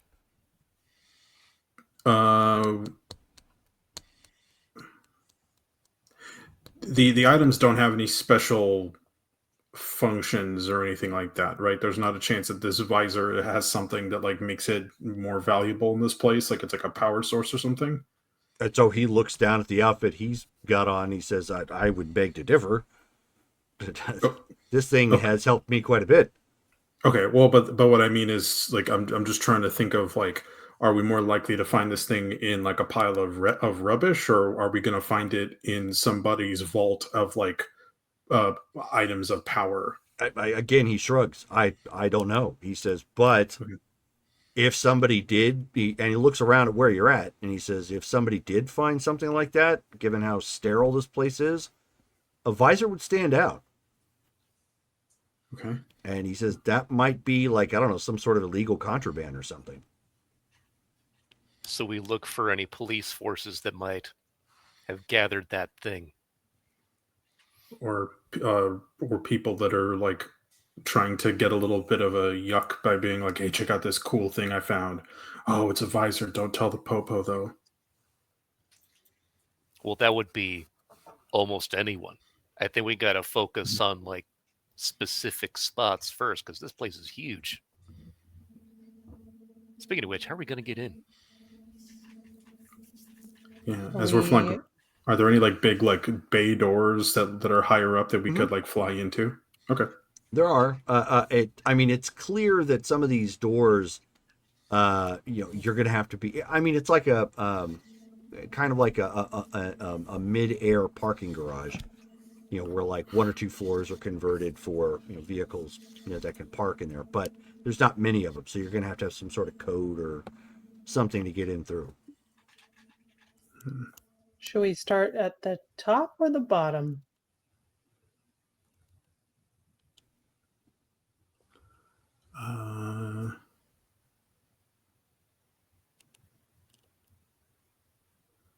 Top?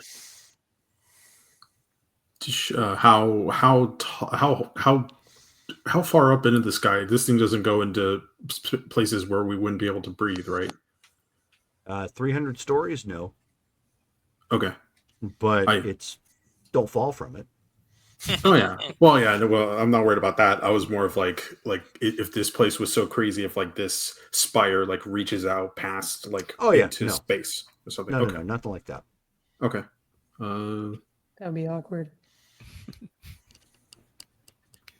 Well, if this visor is going to be important, the most important things in buildings that are big typically are higher up in the building.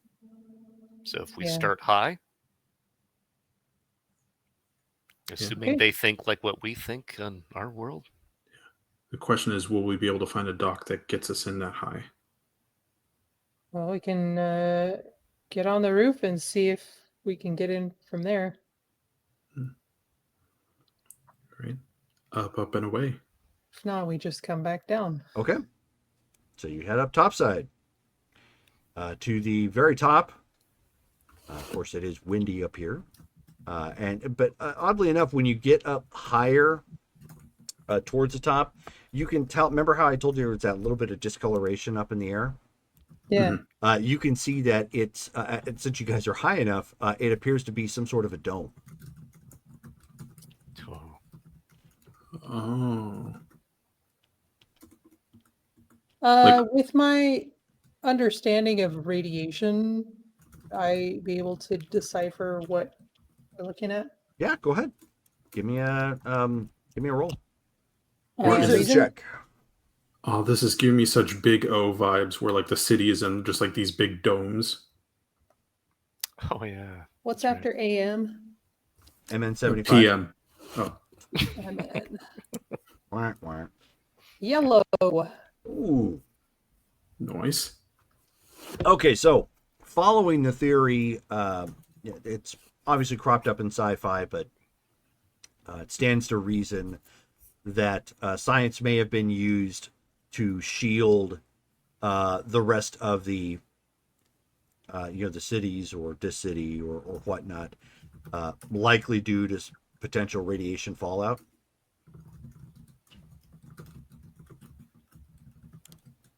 Okay, I will convey that Acid rain. through the crown. But that's my guess. Sure, but you guys are up topside at this point. So is the dome itself is not green? It's like a see-through dome, and just the atmosphere outside of it is green. Oh, okay, okay. Well, it's the atmosphere outside of it is a constant cloud. It's constant cloudy and overcast looking. The dome itself is what's giving off a little bit of the greenish haze to it. Okay. It's like we're on Venus or something. This is cool. All right. Yeah, let's look for a way in. Okay, well, like I said, you're on the top. There's always a door that leads up here for one reason or another.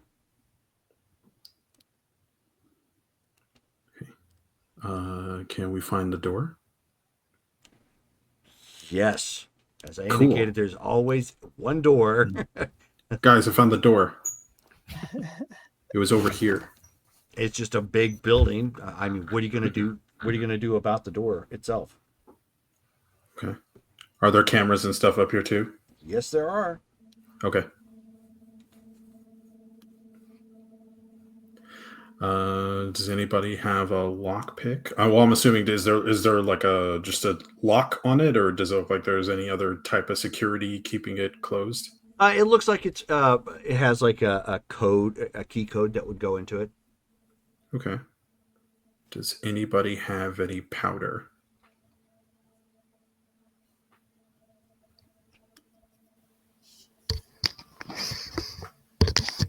I can manipulate my finger to see if I can set the tumblers. Well, if it's a keypad, we need to enter in a code. If we had powder, we could maybe see which keys have been used most often. That would at least help us narrow down the combination. Oh, it's a keypad. Oh no. Jerome, looking at the door, does it seem like there would be any is it like a perfectly airtight seam around the door, or are there any openings at all, like on the sides or bottom of the door? No, it's not. It's not necessary. I mean, it's tight because obviously most doors would be. Sure. But it's not hermetically sealed or anything. Okay. So then he looks at that, and then he looks to Xenofreeze and goes, I get you can change your shape. I don't know how much though. Can you squeeze yourself through the cracks under the door maybe? And if you're on the other side, maybe it just opens from there. I can attempt to do so. Figure it's worth a shot. Is there a gap small enough for me or Yep. large enough for me? Mhm. Okay. Manipulate my way through. Okay, go ahead and make your roll.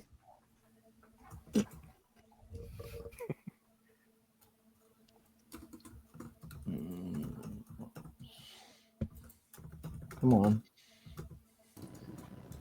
And that's just going to be my phasing ability. Yes. I believe that is very disturbing. I pull out one of the air sickness bags and I hand it to Heat Phantom in case he needs it.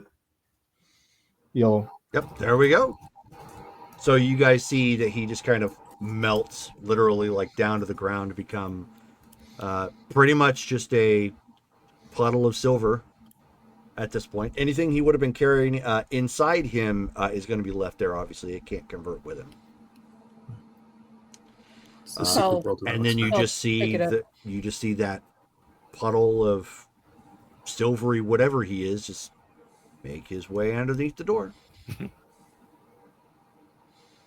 So far, so good. If you had microscopic vision, you saw little fingers going. Ugh, it's so unsettling. Now I puke into the bag. Takes the bag back. This puddle that you're like, oh, that looks so cool, but then you look underneath and it's like, It's Well, I guess I'm done sleeping forever. guys, let's go back. It's a silver puddle millipede. Yeah. This is the worst episode of the Secret World of Alex Mack. A puddlepede. puddlepede. That's different. That sounds different. So you well, Darby move, dude. Oh, there's a puddlepede right there. Probably. Sounds like a good idea. Ooh. Oh, Okay, so So you What's on the other reconstitute side? yourself on the other side. It's a keypad Yes. on the other side as well. Oh no. It is a keypad over here as well. But it's a stairwell Through the that just goes down. Does anybody have any powder? Hmm. I mean, is the roof dusty No. or like dirty? I mean, it's dirty, but not like dusty. Xenofreeze, give me a intuition check.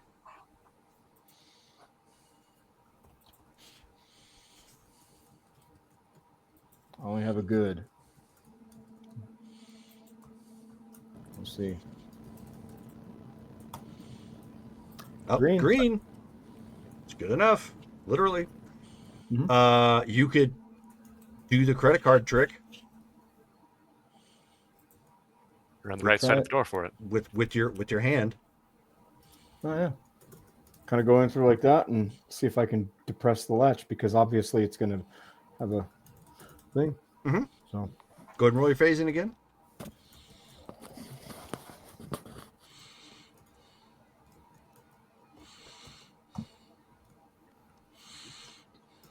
a little bit. It's gonna take some work. Try again in a few minutes, maybe. Sure. It seems stubborn. I will continue to try here in a moment.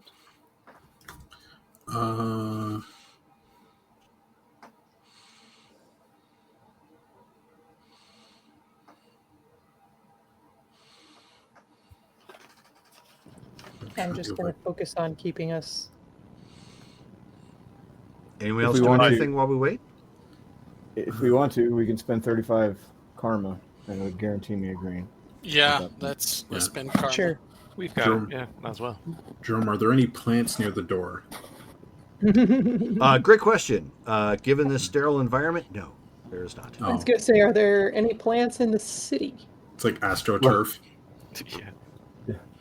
Okay. Also, no. If he could speak to AstroTurf, what would it sound like? It sound like the Imperial probe droid from Empire Strikes Back. Fan or fan.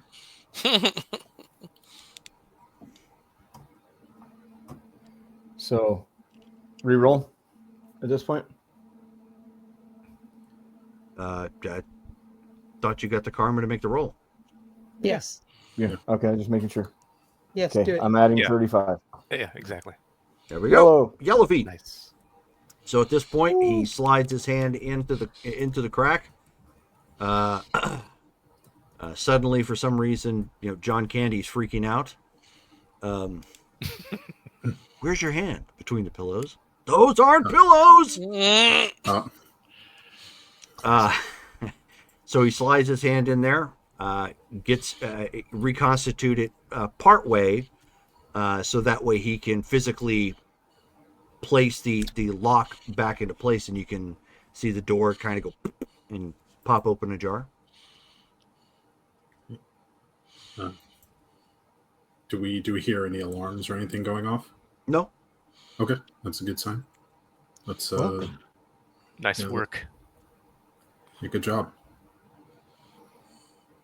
And let's go inside. Yep. So it's a stairway that goes down at this point. Down the stairs. Okay. So you Not a guys- stairway to heaven? that What is floor your- are we on? Does it say, like, in the stairwell, you're on floor 900 or whatever? Well, when you go down one flight, you're going to Yeah. be on floor 300. Okay. Okay. 300. But as you come down the one stairwell, again, there's another. This door is badge activated, but there's another door as you come back down. There's a sign that, of course, it points up, says roof access. There's obviously a wrap with a hose on the side of the door.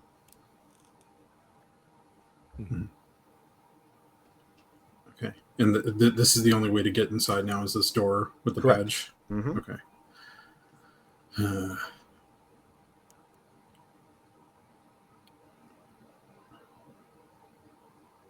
Xenofreeze, can you do that trick again?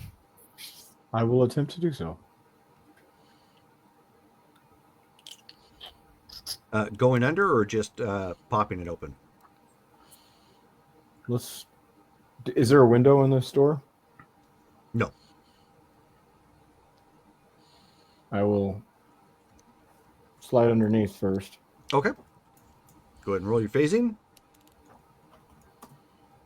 Space.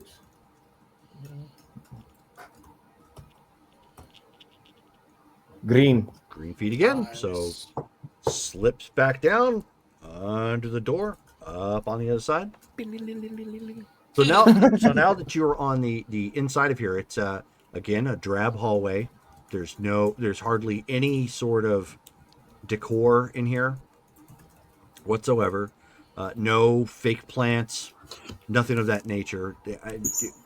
Almost it gives off the it looks like a drab office hallway. Almost a sterile environment. Oh yeah, very very sterile. Up here. There are only two. There are only two door numbers, A and B,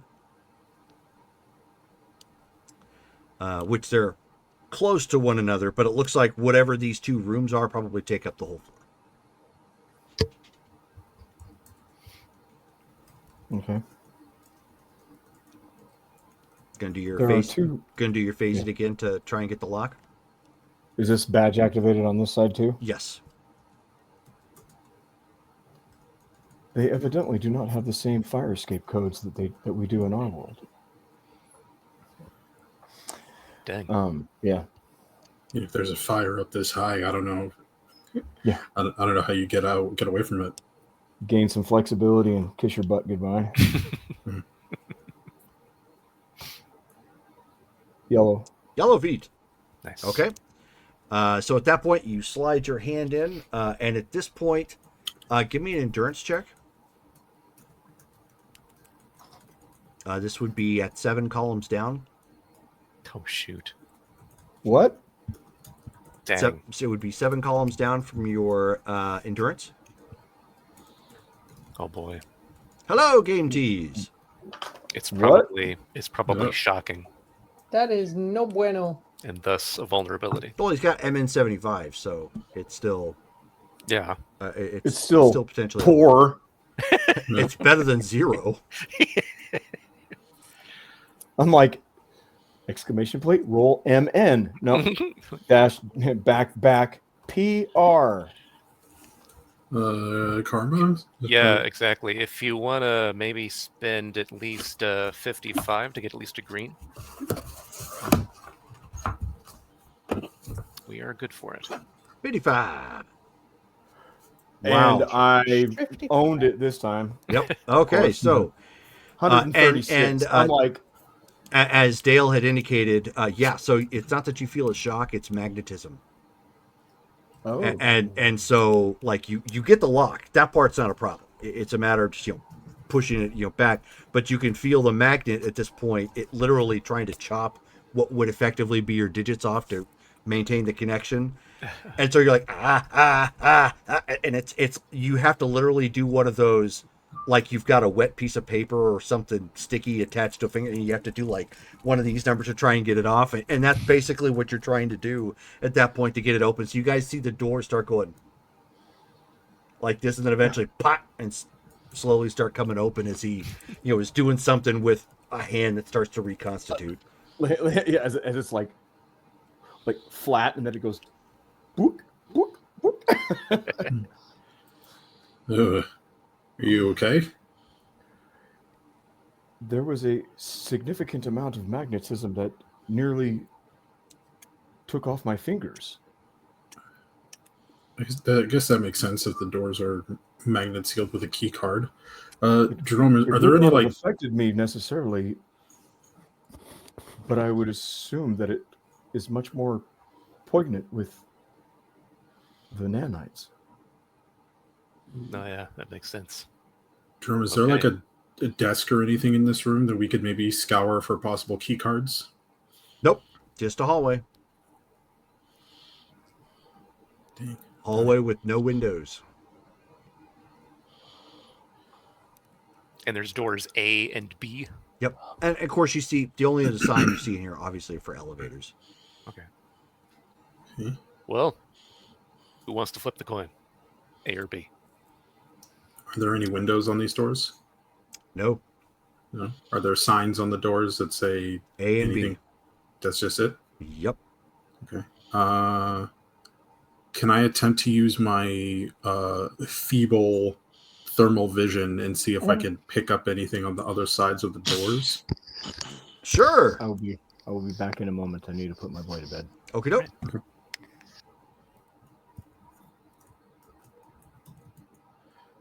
And if I spend 60 of my personal karma, I can at least get a green feed.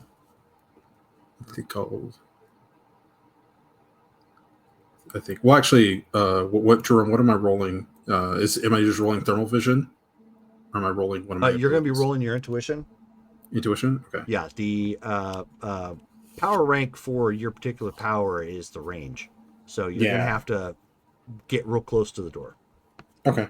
Okay. Then in that case, I will spend 45 of my personal karma to guarantee at least a green feed. Okay. Let me just note that. Okay, how much? Okay, that's how much I got left, right?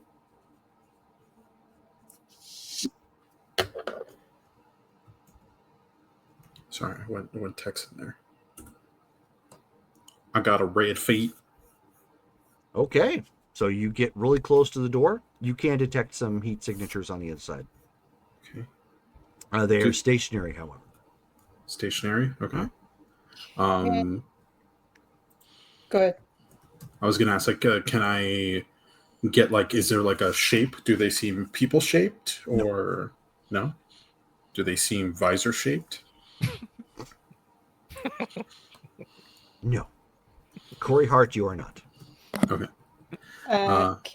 Can I do an empathy check? Sure.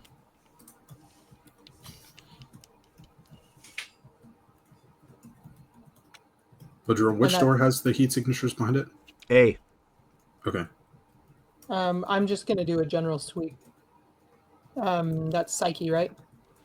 Yes. Green. Green feet. Side kick. All right, so at this point you focus and you actually pick up emotion coming from both. What is the emotion that I'm getting? In A, somebody is feeling dreadful for one reason or another. Concern. And in B, greed.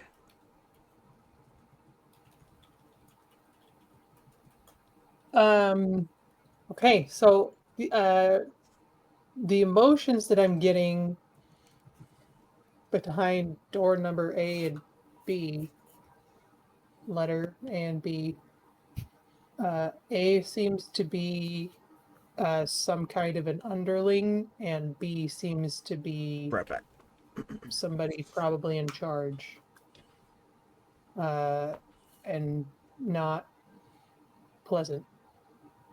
I mean, neither of them seem pleasant, but I'll relay the emotions that I'm picking up. If it's an underling, why would they be in the same? Or why would they be building A? Or why would they be in room A and not room B if the B is the? This could be an Maybe they're experiment. doing some kind of work, or That's true. maybe they're captive. I don't know. Well, it makes more sense, I think, going for door B. If they seem to be the one who's more in control, or you were saying like they were feeling greed, that might be the way to go. Especially if they're causing the dread of the person behind door A. Right. Also- You're assuming that the visor is going to be something that has been found. I'm also picking up a heat signature only behind room A. Have you checked behind B yet? Let me ask Jerome. Jerome, was I with my Hang on, start over. with my thermal vision check? Did I check B room B as well, or No. do I have to? No. You don't have the range for it. Oh, okay, so I'd have to roll again in order to try it there. Yeah. Oh, okay. Oh yeah. Okay, so yeah. Dang it, Bobby. Let's see. Yeah, I'll do another roll on the other side. Okay, dope. I'll spend the same 45.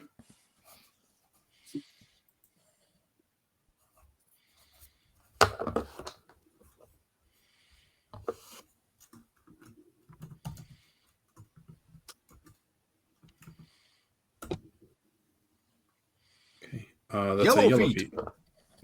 All right. So you get really close to the door, look in.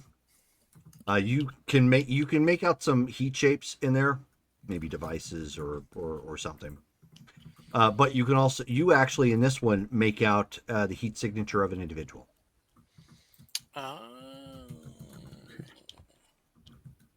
Okay, but I didn't get that with the first one. That is correct. Did you have a Okay. higher score on the second one? I had a higher score on the first one. Oh. So it wasn't person shaped, but here I am picking up a person shaped thing, as well as Bizarre. it could be like electric current, computers and stuff. Could be. Yep. Okay, so there's electricity going into this room, and a person behind it. The other one is just in terms of the heat signature for the first one, was it like a mass? Was it really big, or was it? The first one you didn't make out any sort of humanoid shapes, just that there Okay. were maybe devices or something. They were stationary. Oh, okay. How bizarre. How So bizarre. you were- How bizarre. So you were detecting heat behind door A, but you didn't see any people behind door A. Yeah. And Lightbringer, you detected a person behind door A, but they're concerned or they're dreadful. I mean, not necessarily a person, but yes, some Yeah. emotion. The vibe I got from my heat sweep was that it was this person is stationary, or whatever this thing is not moving. And that person or whatever. that's concerned might be a Emotional machine or damage! something. This could be a test. Whoever's in behind door B is testing somebody in door A. Jerome, have I sensed emotion from machines or non-humans before? No. It requires sentience Okay. to pick up emotions. Okay. Yeah, So I'm not sure what it non-humans, means, yes, but but well, I mean machines, no. right. I 'Cause you sense I it from me. don't think it bodes well. So I think whatever is behind door A may be in need of rescue. What do I you want us to wonder- do, Lightbringer?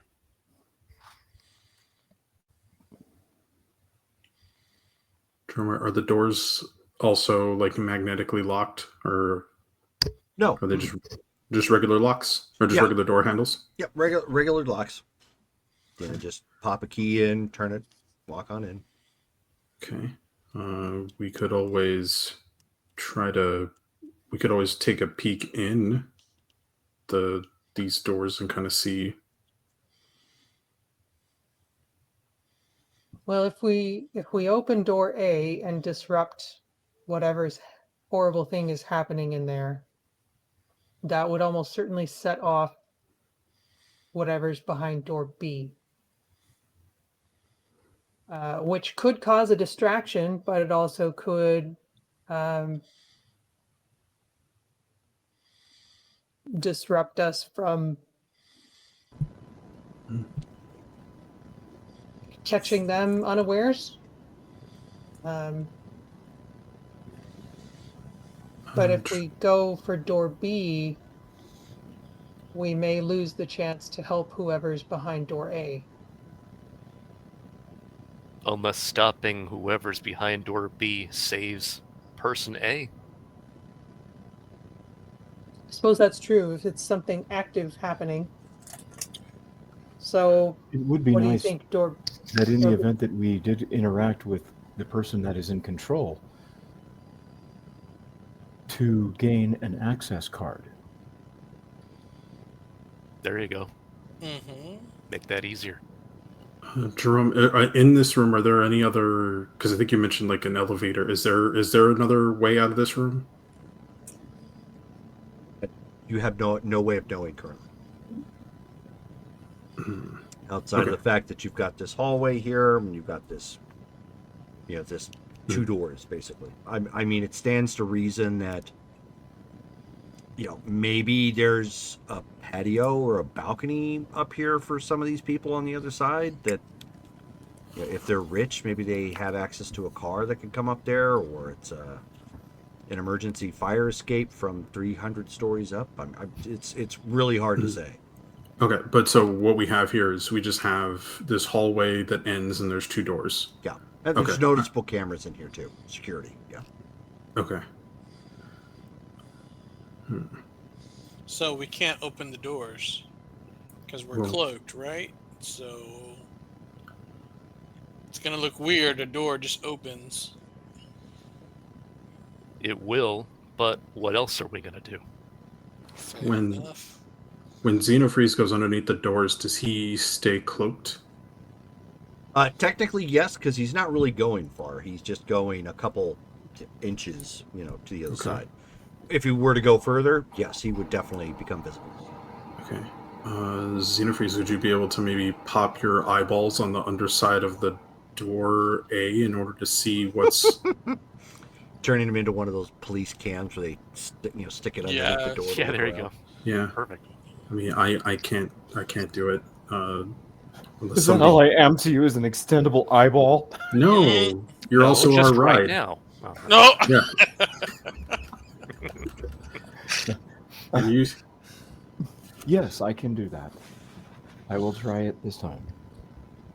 So go ahead and try to. I mean, essentially, my genetics or my body parts are as I decide them to be, so it's just a matter of, okay, I'll have an eyeball right here, or what manifests itself as being a functioning eyeball. Yes. Just covered in fingers. Yeah. Stop making it creepy. Stop it. Look into my eyes. You were already not sleeping. That's fine. You can't good point. not sleep less, That's true. I and guess I then can not just take sleeping. it now. I'm not sleeping again. Right.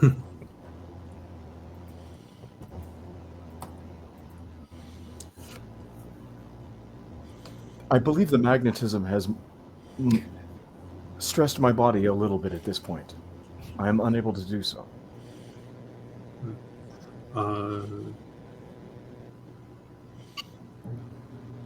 Will have to give me a few moments to recover my control.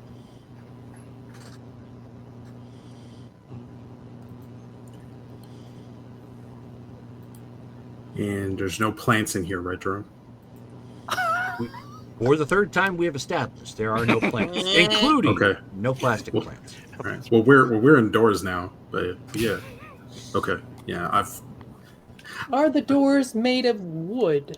Oh, that's Oh, no. right. They are. So The doors are not made of wood; they are Oh. metal. Oh. Hmm. what are you asking in reference to my talking to plants? yeah. Does wood still count as plants? You're going to try and get him to talk to a corpse, is what you're going to do. Right. Yeah. Yeah. Oh, He'd have you to- need necromancy. he'd- Yeah. He'd have to have necromancy Doors are and not speak with plants, plants. yeah. What's Every- plant necromancy? Now that's a power stunt. Yeah, Every time I pick up a pencil, it's just like, end me. creepy. I can't use paper. I can't open doors. is my burden. He's like, hand me that tablet. Ah! A necroplancer. Yeah. Necroplancer. Nice. All right. Nice. Yes. So if you want to use karma for trying again, might as well. We've got a bunch.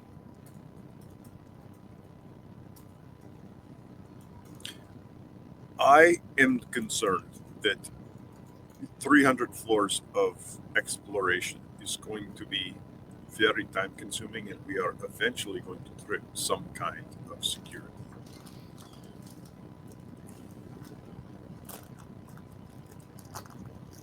My Precisely money's why on it it would happening sooner than later.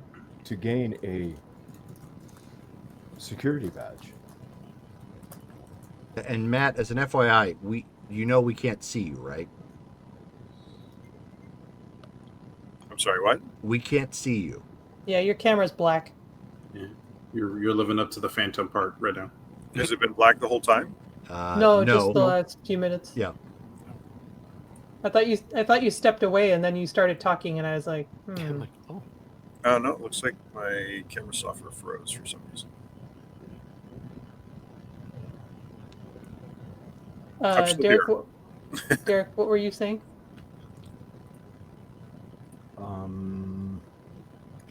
Something about us getting caught? No, that was Oh, Heat Phantom. Because why? Oh yeah. Yeah, You were after saying that. I said precisely why it would be advantageous for us to get a gate card. Unless getting the card sets off an alarm. That is a dangerous proposition, but I believe worth it. But if such an event occurs, I can perhaps separate from the group and be a diversion. got it. I may be able to stay ahead of any response team. Which, in a building of this size, there should be a response teams every several levels so that they can respond quickly to anything that happens. Jake, any update from you? He says, as far as the device, it's not here. We're in the right spot. But I do think getting a card from somebody that allows us access to everything here without having Xenofreeze risk entry every time is probably going to be wiser. Okay. Door B I will it do is. what needs to be done, but I am risking portions of myself each time. Not that I wouldn't be able to heal, but it would be quite painful. Okay. So yeah, are we gonna just I guess just like pick the door, take the person, like knock them out as quietly as we can? Are any of you able to perform such a targeted maneuver? I can use my Crimson Bands to Sidorak to wrap him up if then somebody else wants to put us in a sleeper hold or something. Unless we can just find the card that he's got, take it, and leave without him even knowing. Guess it depends on how we enter. I can perhaps incapacitate them very quickly. There you go. That would Make be it simple. ideal. Yeah. All right, how are we opening the door? Are we breaking it open, or is Xenofreeze going to try to pick it one more time? The This door would be is. simply mechanical, it seems. Does anybody have a lockpick? Nope. Yes. Oh, Xenofreeze could certainly try that trick.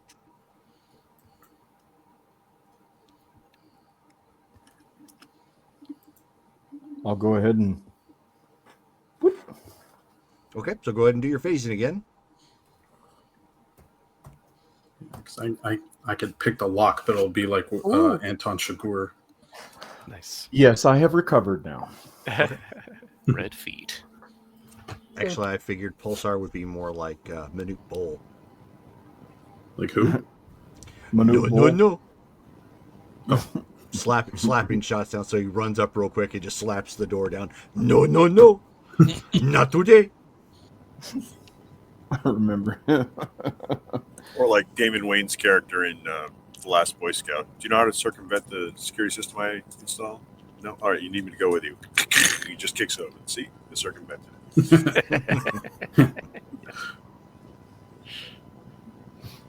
Yeah, Manute Bull, if you don't know who it is, then he was an NBA star that was like 7 foot something, and he could stuff just almost anybody. And that's what he was notorious for, was he'd be like, If you ever see there was a Geico commercial, I think, yeah. with that, where he's running around an office, shot blocking everybody, or like whatever it is they're doing, he come running up, ha ha ha, not today, and he comes running up by, no. Anyways, okay, so it's taking some time. It's obviously not quiet, but it's not super loud either. As you are slowly manipulating your digit, essentially, to get in and out of the grooves to figure out like where the lock is. Even though it's a standard lock, you can tell it goes in further. So it has more ridges to the tumbler that needs to be in place. So it's a higher grade lock, obviously, but A couple extra tumblers, yeah. Yep. But otherwise, no, you get it. So you can eventually turn it and turn the doorknob. All right. As soon as the door starts to move, Phantom will dash in at speed, looking for a target to incapacitate with his stun guns. I'm sorry, you entered or you exited and re-entered, so you were kind of low. Can you repeat that? Oh, I'm sorry. So as soon as the door starts to move, to swing open, so I know it's free, Phantom will dash in at speed, looking for a target to incapacitate with his stun gauntlets. Okay, give me an intuition check.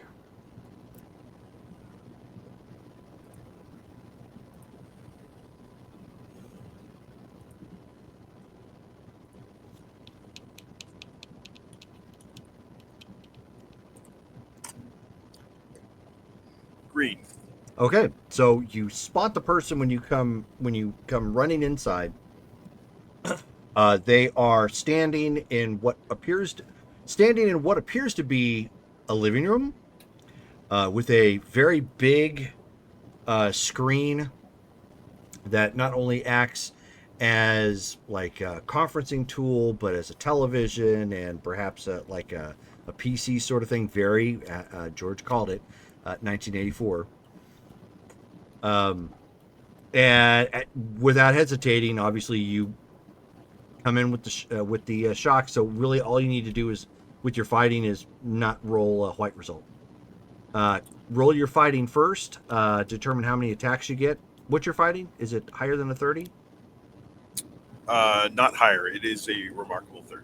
Okay, so that's fine. Go ahead and roll that first. See if you get 1 or 2 attempts. Yellow. So you get 2 attempts. So go ahead and roll your fighting. But just in case you miss for some reason. All you need is a green result.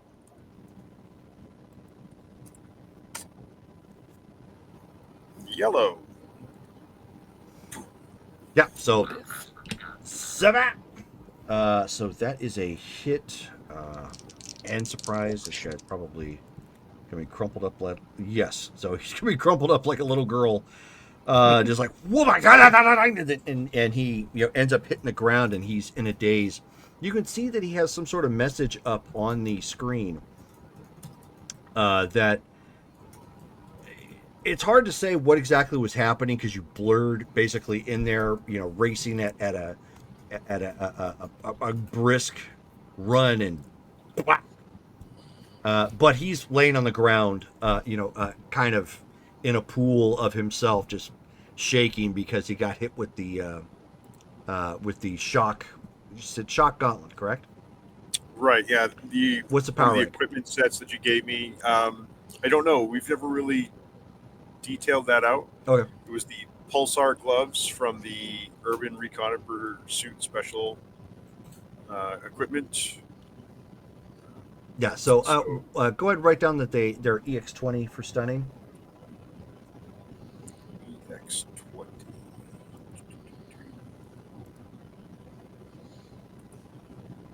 And so he is on the ground, and so you look around as you get a good look in the room real quick. You see pristine curved architecture made from smart glass and white alloy. As you look around, there is emotionally balanced lighting panels that change subtly based on the circadian rhythm or biometric stress scans, which in this case it changes as soon as he hits the ground. You can see fluid and minimalist furniture. You can tell that they are self-cleaning, so that he has like self-cleaning recliners, float beds, and tactile neural simulation walls. The touch screens are embedded everywhere but near invisible. Interface reacts to gestures or even thought. I'm just giving you the description because I don't want to spend time for you guys playing around with it. You just give it to you. Colors are approved neutrals, soft grays, pale taupe, faint golds, but never any vibrant or chaotic colors.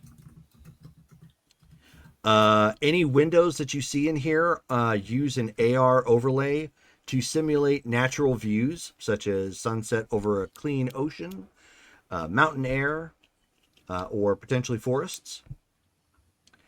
Even though the outside is smog dark. There are calming essential compounds vaporized through hidden atomizers in here, such as lavender, eucalyptus, and concentration mint. Soft ambient tones tuned to the residency's neural frequencies. Background noise actively lowers blood pressure. So there's a kind of faint, pleasing white noise that comes in through here. And at that point, you see a face come up on the screen.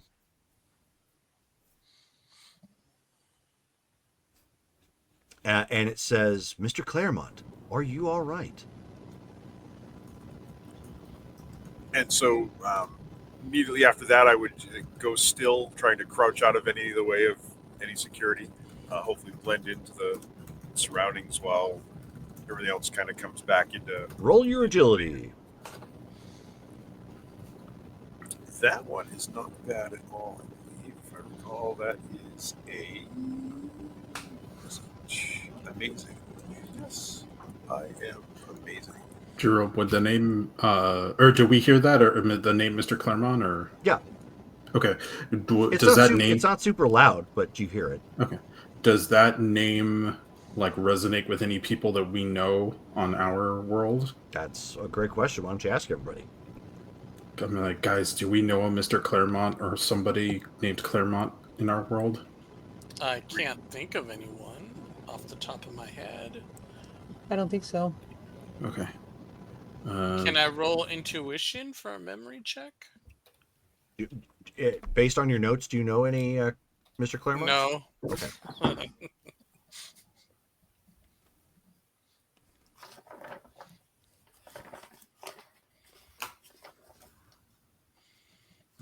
And Jerome, I got a green feat on that. On what? Oh, to hide? Sure. Okay, so whoop.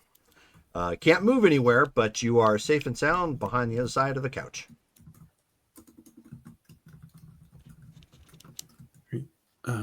Yeah. Are we all still cloaked? Yes. And then you hear again, "Mr. Claremont, are you all right? Yeah, let's get Shall in. Shall I summon a medic?"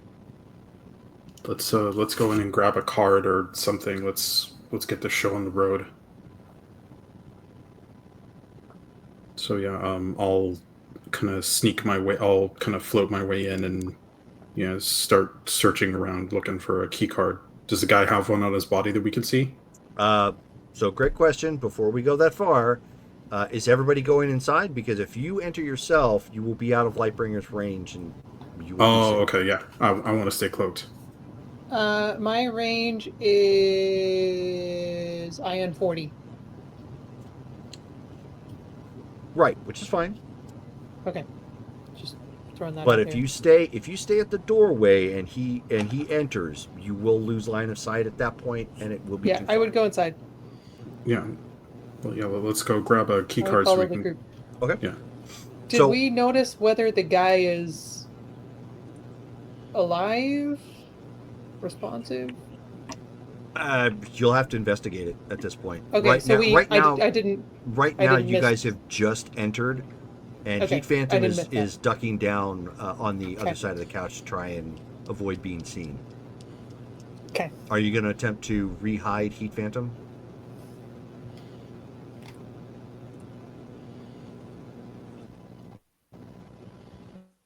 Was that a question? Is Heat Phantom trying to hide, or Nope, were you asking that Brittany is if for she's going to Lightbringer. try to cloak him? Okay. Because when you raced in, you basically got out of her effective radius for you. Right, and that's why Phantom went to ground and to blend in with his. Correct. Mhm. his blend So in yes. and camouflage. Okay. Why don't you give me Can I- give me a psyche check then? Me? Yes. Okay. You're trying to hide him again, right? Well, I thought he was hiding himself. He But is, yes, but he I can- cannot move. Yeah. Okay. He's hidden, but he's visual now. Gotcha. Then yes, I will.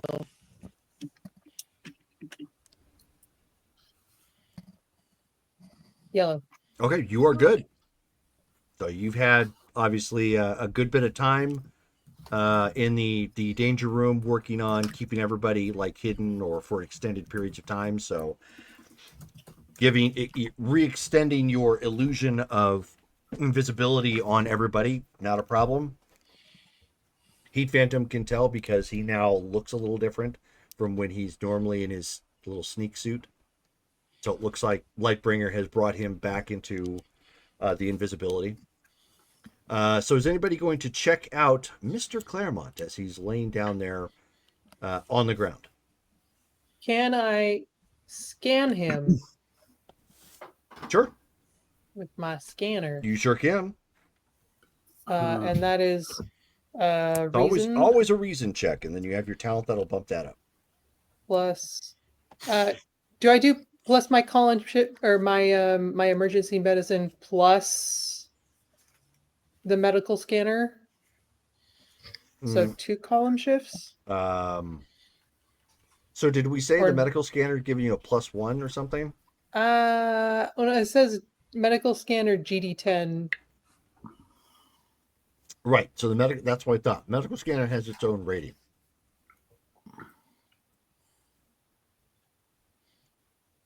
So you'd add 10 points to whatever you roll effectively Oh, okay. because of that GD10. Okay.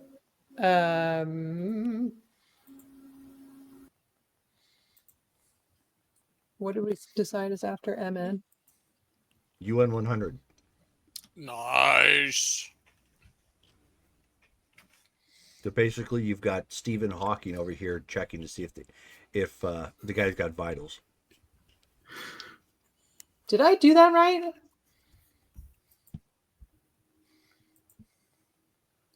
Yeah, so that means Yeah, I do you that. naturally That roll. means I rolled a 2. Wow. Wow. Wow. Okay. So you take a moment to scan, and maybe it's having some problems calibrating. So you have to pull out your inner Garrus and take a second. Okay. So at that point, you see the face on the screen indicate that it is calling the police and the medics. Guys, let's get his card and let's get out of here. Can I search for a card? Give me an intuition check. Intuition EX. Yeah, I do it myself. My intuition's not great. Nothing. White feet. Okay, so Red Arsenal's patting him down real quick. Doesn't come up with anything. Can I? I will be searching also. everywhere, anywhere. Okay. Is there like a jacket that's hung up that I could check for? Anyone who is searching, give me an intuition check. Okay.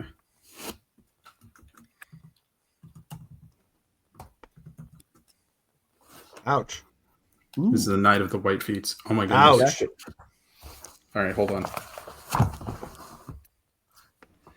I'm gonna spend karma. Lightbringer found it. Lightbringer that. Oh, So Lightbringers are like, she's like, it's Oh. right here on the table, guys. Like, Yeah. right. I got a green feet. Just as a regular. So everybody is looking around. You guys all start off at first at the body and then start looking around the room. Lightbringer, you end up stepping back towards the door and look into what appeared to be like a crystal bowl that probably acted like someplace where you might put your keys or whatnot. What do they call And that? you see- a catch tray or something? Something like that. And so you see that there are keys and a card in there.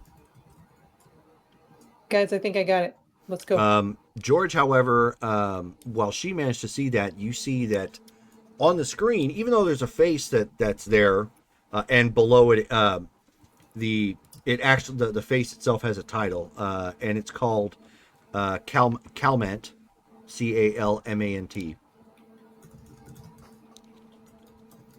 And you see on the other side of his screen the message that he had been looking at, and the message itself is citing something to the effect of like he was going to be exposed for being an ally to the Recallers. Something about his brother being a member, and that nobody was going to believe that he wasn't feeding them information. Calmant with CALMIT. CALMANT. Oh, MANT. Sorry, I was writing the other stuff down. No, Okay, that's fine. and he is going to be Calmant.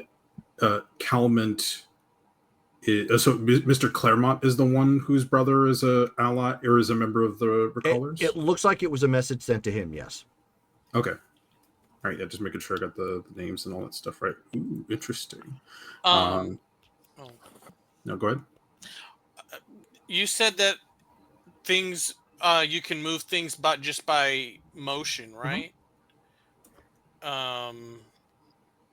Is there like a way to like stop Calmet from calling the police? Like, is there like a call or stop or no or end? No. No, not unless you were Mr. Claremont itself. It looks like these are all personalized. So if you were to do that, it would probably expose you. Yeah. Okay. Never mind. Right. Is there? I guess we should fan out and try to find a way out through this place here, or because Well, others are on the way, so we are either going to go into door A or leave this hallway with the key card we've got now. What do we want to do? well, because like what I mean is like, is there an exit, Jerome, from this place? Like, does this look like we could get to an elevator or a stairwell through this guy's living room? No, you'll have to exit the suite that he's in. Which, speaking of which, you guys also see that the suite that this guy's in is called a Civic Module Housing Unit. Ooh. Or sorry, not a Civic Module. Sorry, Cognitive Harmony Suite. Okay.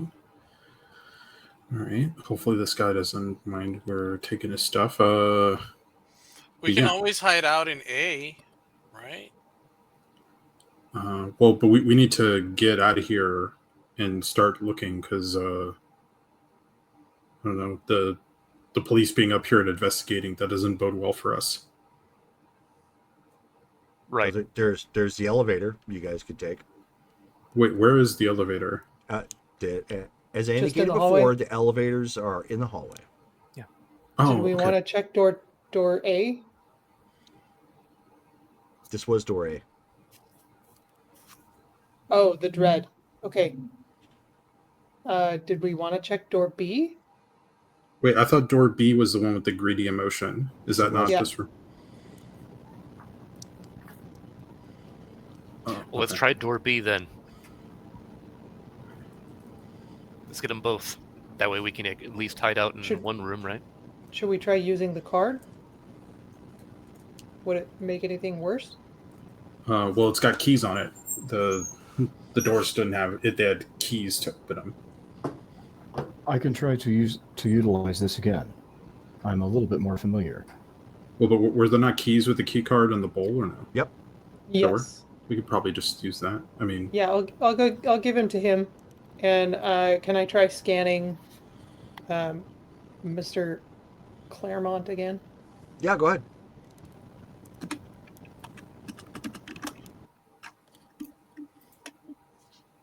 What did I do? UN plus 10.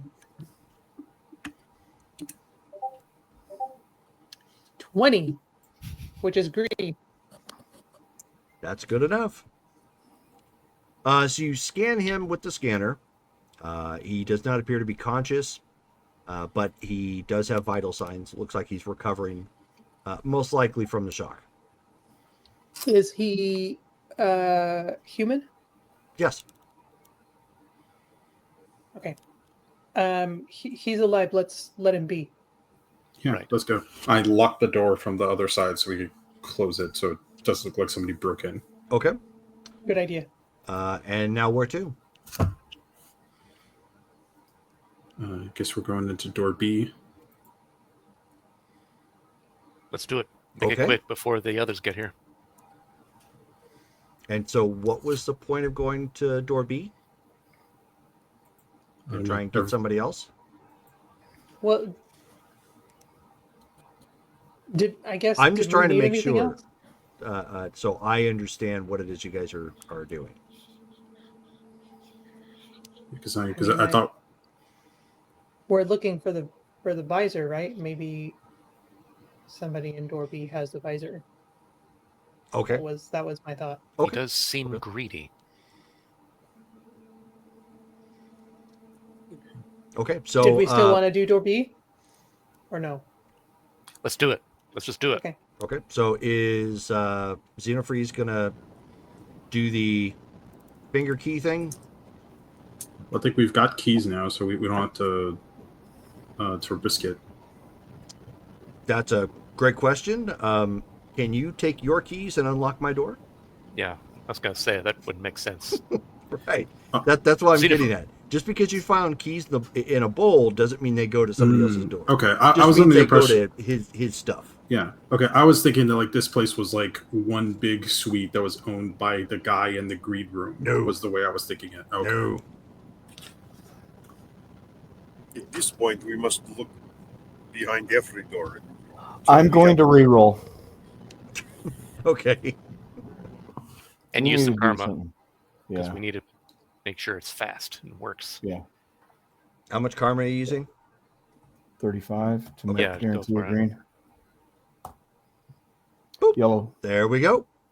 There goes So, my reroll. there he I have goes no again. rerolls now. Sticks his finger in the door lock. Of course, you're a little bit familiar with the fact that it's a little bit more advanced tumbler system, but you get to it a little bit quicker this time. Door comes open. The suite on the inside here, as you guys take a glance in, looks very similar to the one you guys were just in. It's a cognitive suite. Yep. Should we send Heat Phantom in again with his shock knuckles? Go for it. Okay. Heat Phantom, you are up, despite being muted. That's how All good right, its stealth is. I know, right? Exactly. He's so Dash good in. at stealth, his player can't speak.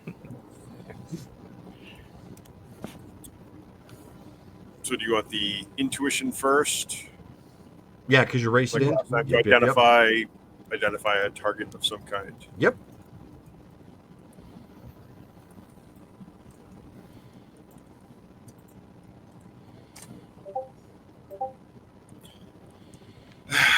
There we go. Wow. I Not do got- not only a white feat, but a 1. Wow. I think this will be the moment to spend my banked reroll. Let's go. Okay. Should we spend some karma too? And we're running out.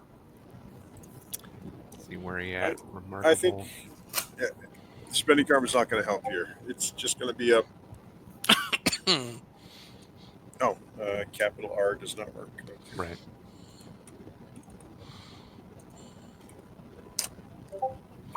Let's Right. go. Nice. Yeah, so not a problem. Again, you come rolling up around that corner, and you can see the guy at this point. He is playing effectively Wii tennis with this particular AI. So he's got like an avatar that he's playing tennis against, and kind of doing that with a what appears to be like an actual tennis racket, but it has a device attached to the handle that mimics the motions for it. So Any chance he's wearing a familiar visor? he is not. You do not see anything like that in here. Um, Roll your fighting to see how many actions you yeah, get. we're still going to take him out. Can we push Lightbringer to the door entrance so that she can see Heat Phantom when he goes in, so he doesn't lose his stealth? Sure. Cool.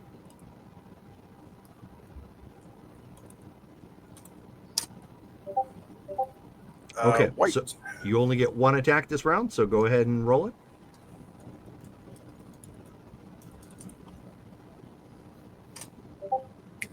Yellow. Oof. Okay. Bam. Phantom only needs one. So, right as you come in, real quick, clocking him with those the shock gauntlets or knuckles, whatever they are, just bam, right upside the back of his head. Glang! And he hits the ground. And then we'll do the quick duck. Oh, jeez. The quick duck and go still. Okay. So Um, you were still invisible, but you're okay. And at that point, he ends up going down, and the game pauses. And you see Calment at that point in the game pause, and he ends up saying, "Mr. Trevor, are you all right? Do you require medical assistance?" Search the area real quick to see if there's any visor in here. Yeah. Heat Phantom, you're the fastest. all right, so we'll do a quick, literally at speed, hyperspeed sweep of the area to. Roll your intuition.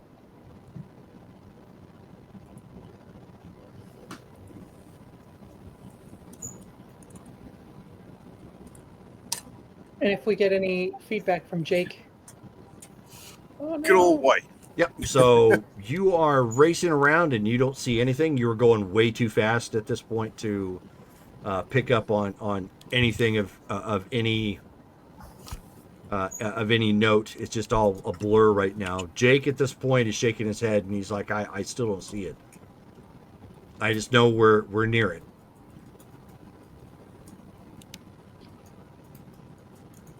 Right. The rest of us take a look just to make sure we've done a thorough sweep. Give me intuition checks. Intuition. And then we got to hightail to the elevator. Right. Oh, I got a Yeah, I think red Pulsar feet. found it. Or found something. Yeah. Wow. Wow. Hmm. Wow.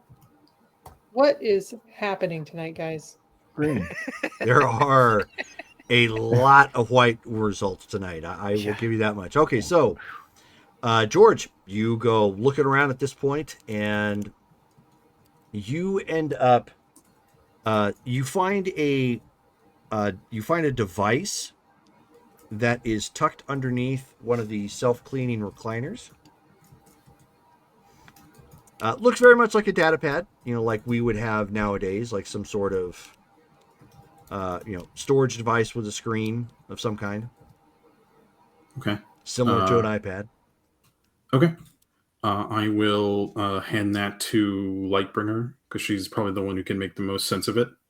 And I said he hid this underneath his recliner. This must be useful. Let's go. Right. Okay, so Okay. Lightbringer, Yeah, are you yeah. checking it out as you're running, or what are you doing? Can I run and keep us cloaked and check out the pad? You know, that would be a strain. I'd make you roll for that. I'll carry her if it'll help. That won't, but No, it won't. Okay. it would be horribly romantic. Isn't she my sister? Yes. No, and taken. So it's like, yeah. Weird. Did George R.R. Martin write this Weird. this issue? Weird. Weird. Weird. Did George R. R. Martin write this episode? I don't like the sound of that. Not with all these high rolls. Weird. Weird.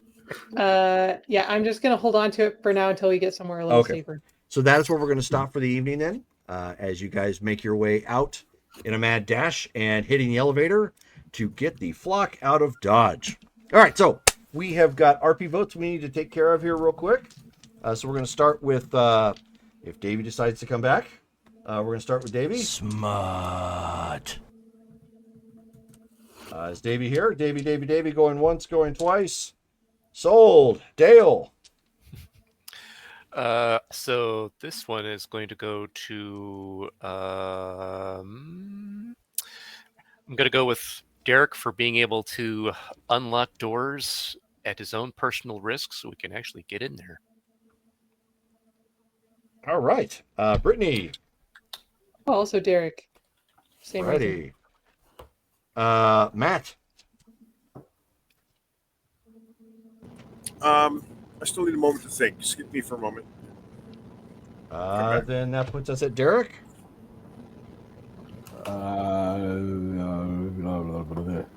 No, that's what Arnold says.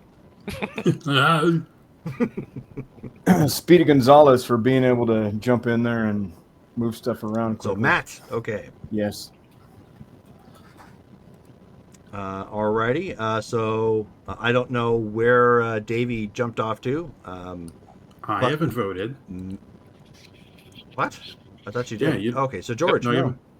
I'm gonna give it to Matt because he's living up to the Phantom part of Heat Phantom. He's sneaking and sliding a bunch of people out. Okay. That brings it around back to me. I guess I'm going to go with Derek as well because the Okay. conversations we're having are interesting about his alien physiology. Okay. Cool. So I guess we don't have, like, Davey stepped away, or maybe he had a BRB or something I didn't know. So RP vote goes to Derek then. So that's 200 karma, personal karma, that you can spend on whatever. Whatever. All right, so that is the end of our game for tonight. Next game will be the 25th, which is our Survivor or Rifts Survivors Dawn. That's going to be starting at 7:30 p.m. Pacific Standard Time. Then, of course, we're not doing games again until July. And actually, real quick, I'm pretty sure most everybody's going to be okay with it. 4th of July is Mythic Savannah. Are we cool to do that, or? I think I am going to a party on that night. Okay, so George sucks. Anybody else? Well, but we knew that though. We all knew Oh. that's not a surprise. Okay. I have no plans. Okay, so I'll throw that out in the chat. I'm Which means pretty I certain. suck. I'm pretty certain we Okay. should be okay, give or take a little bit. But I just wanted to throw that out there. So, anyways, thank you guys all for hanging out with us, and we will sign off from Shelly here. says she's free. Cool. Good night, guys. No. Good night. And stream.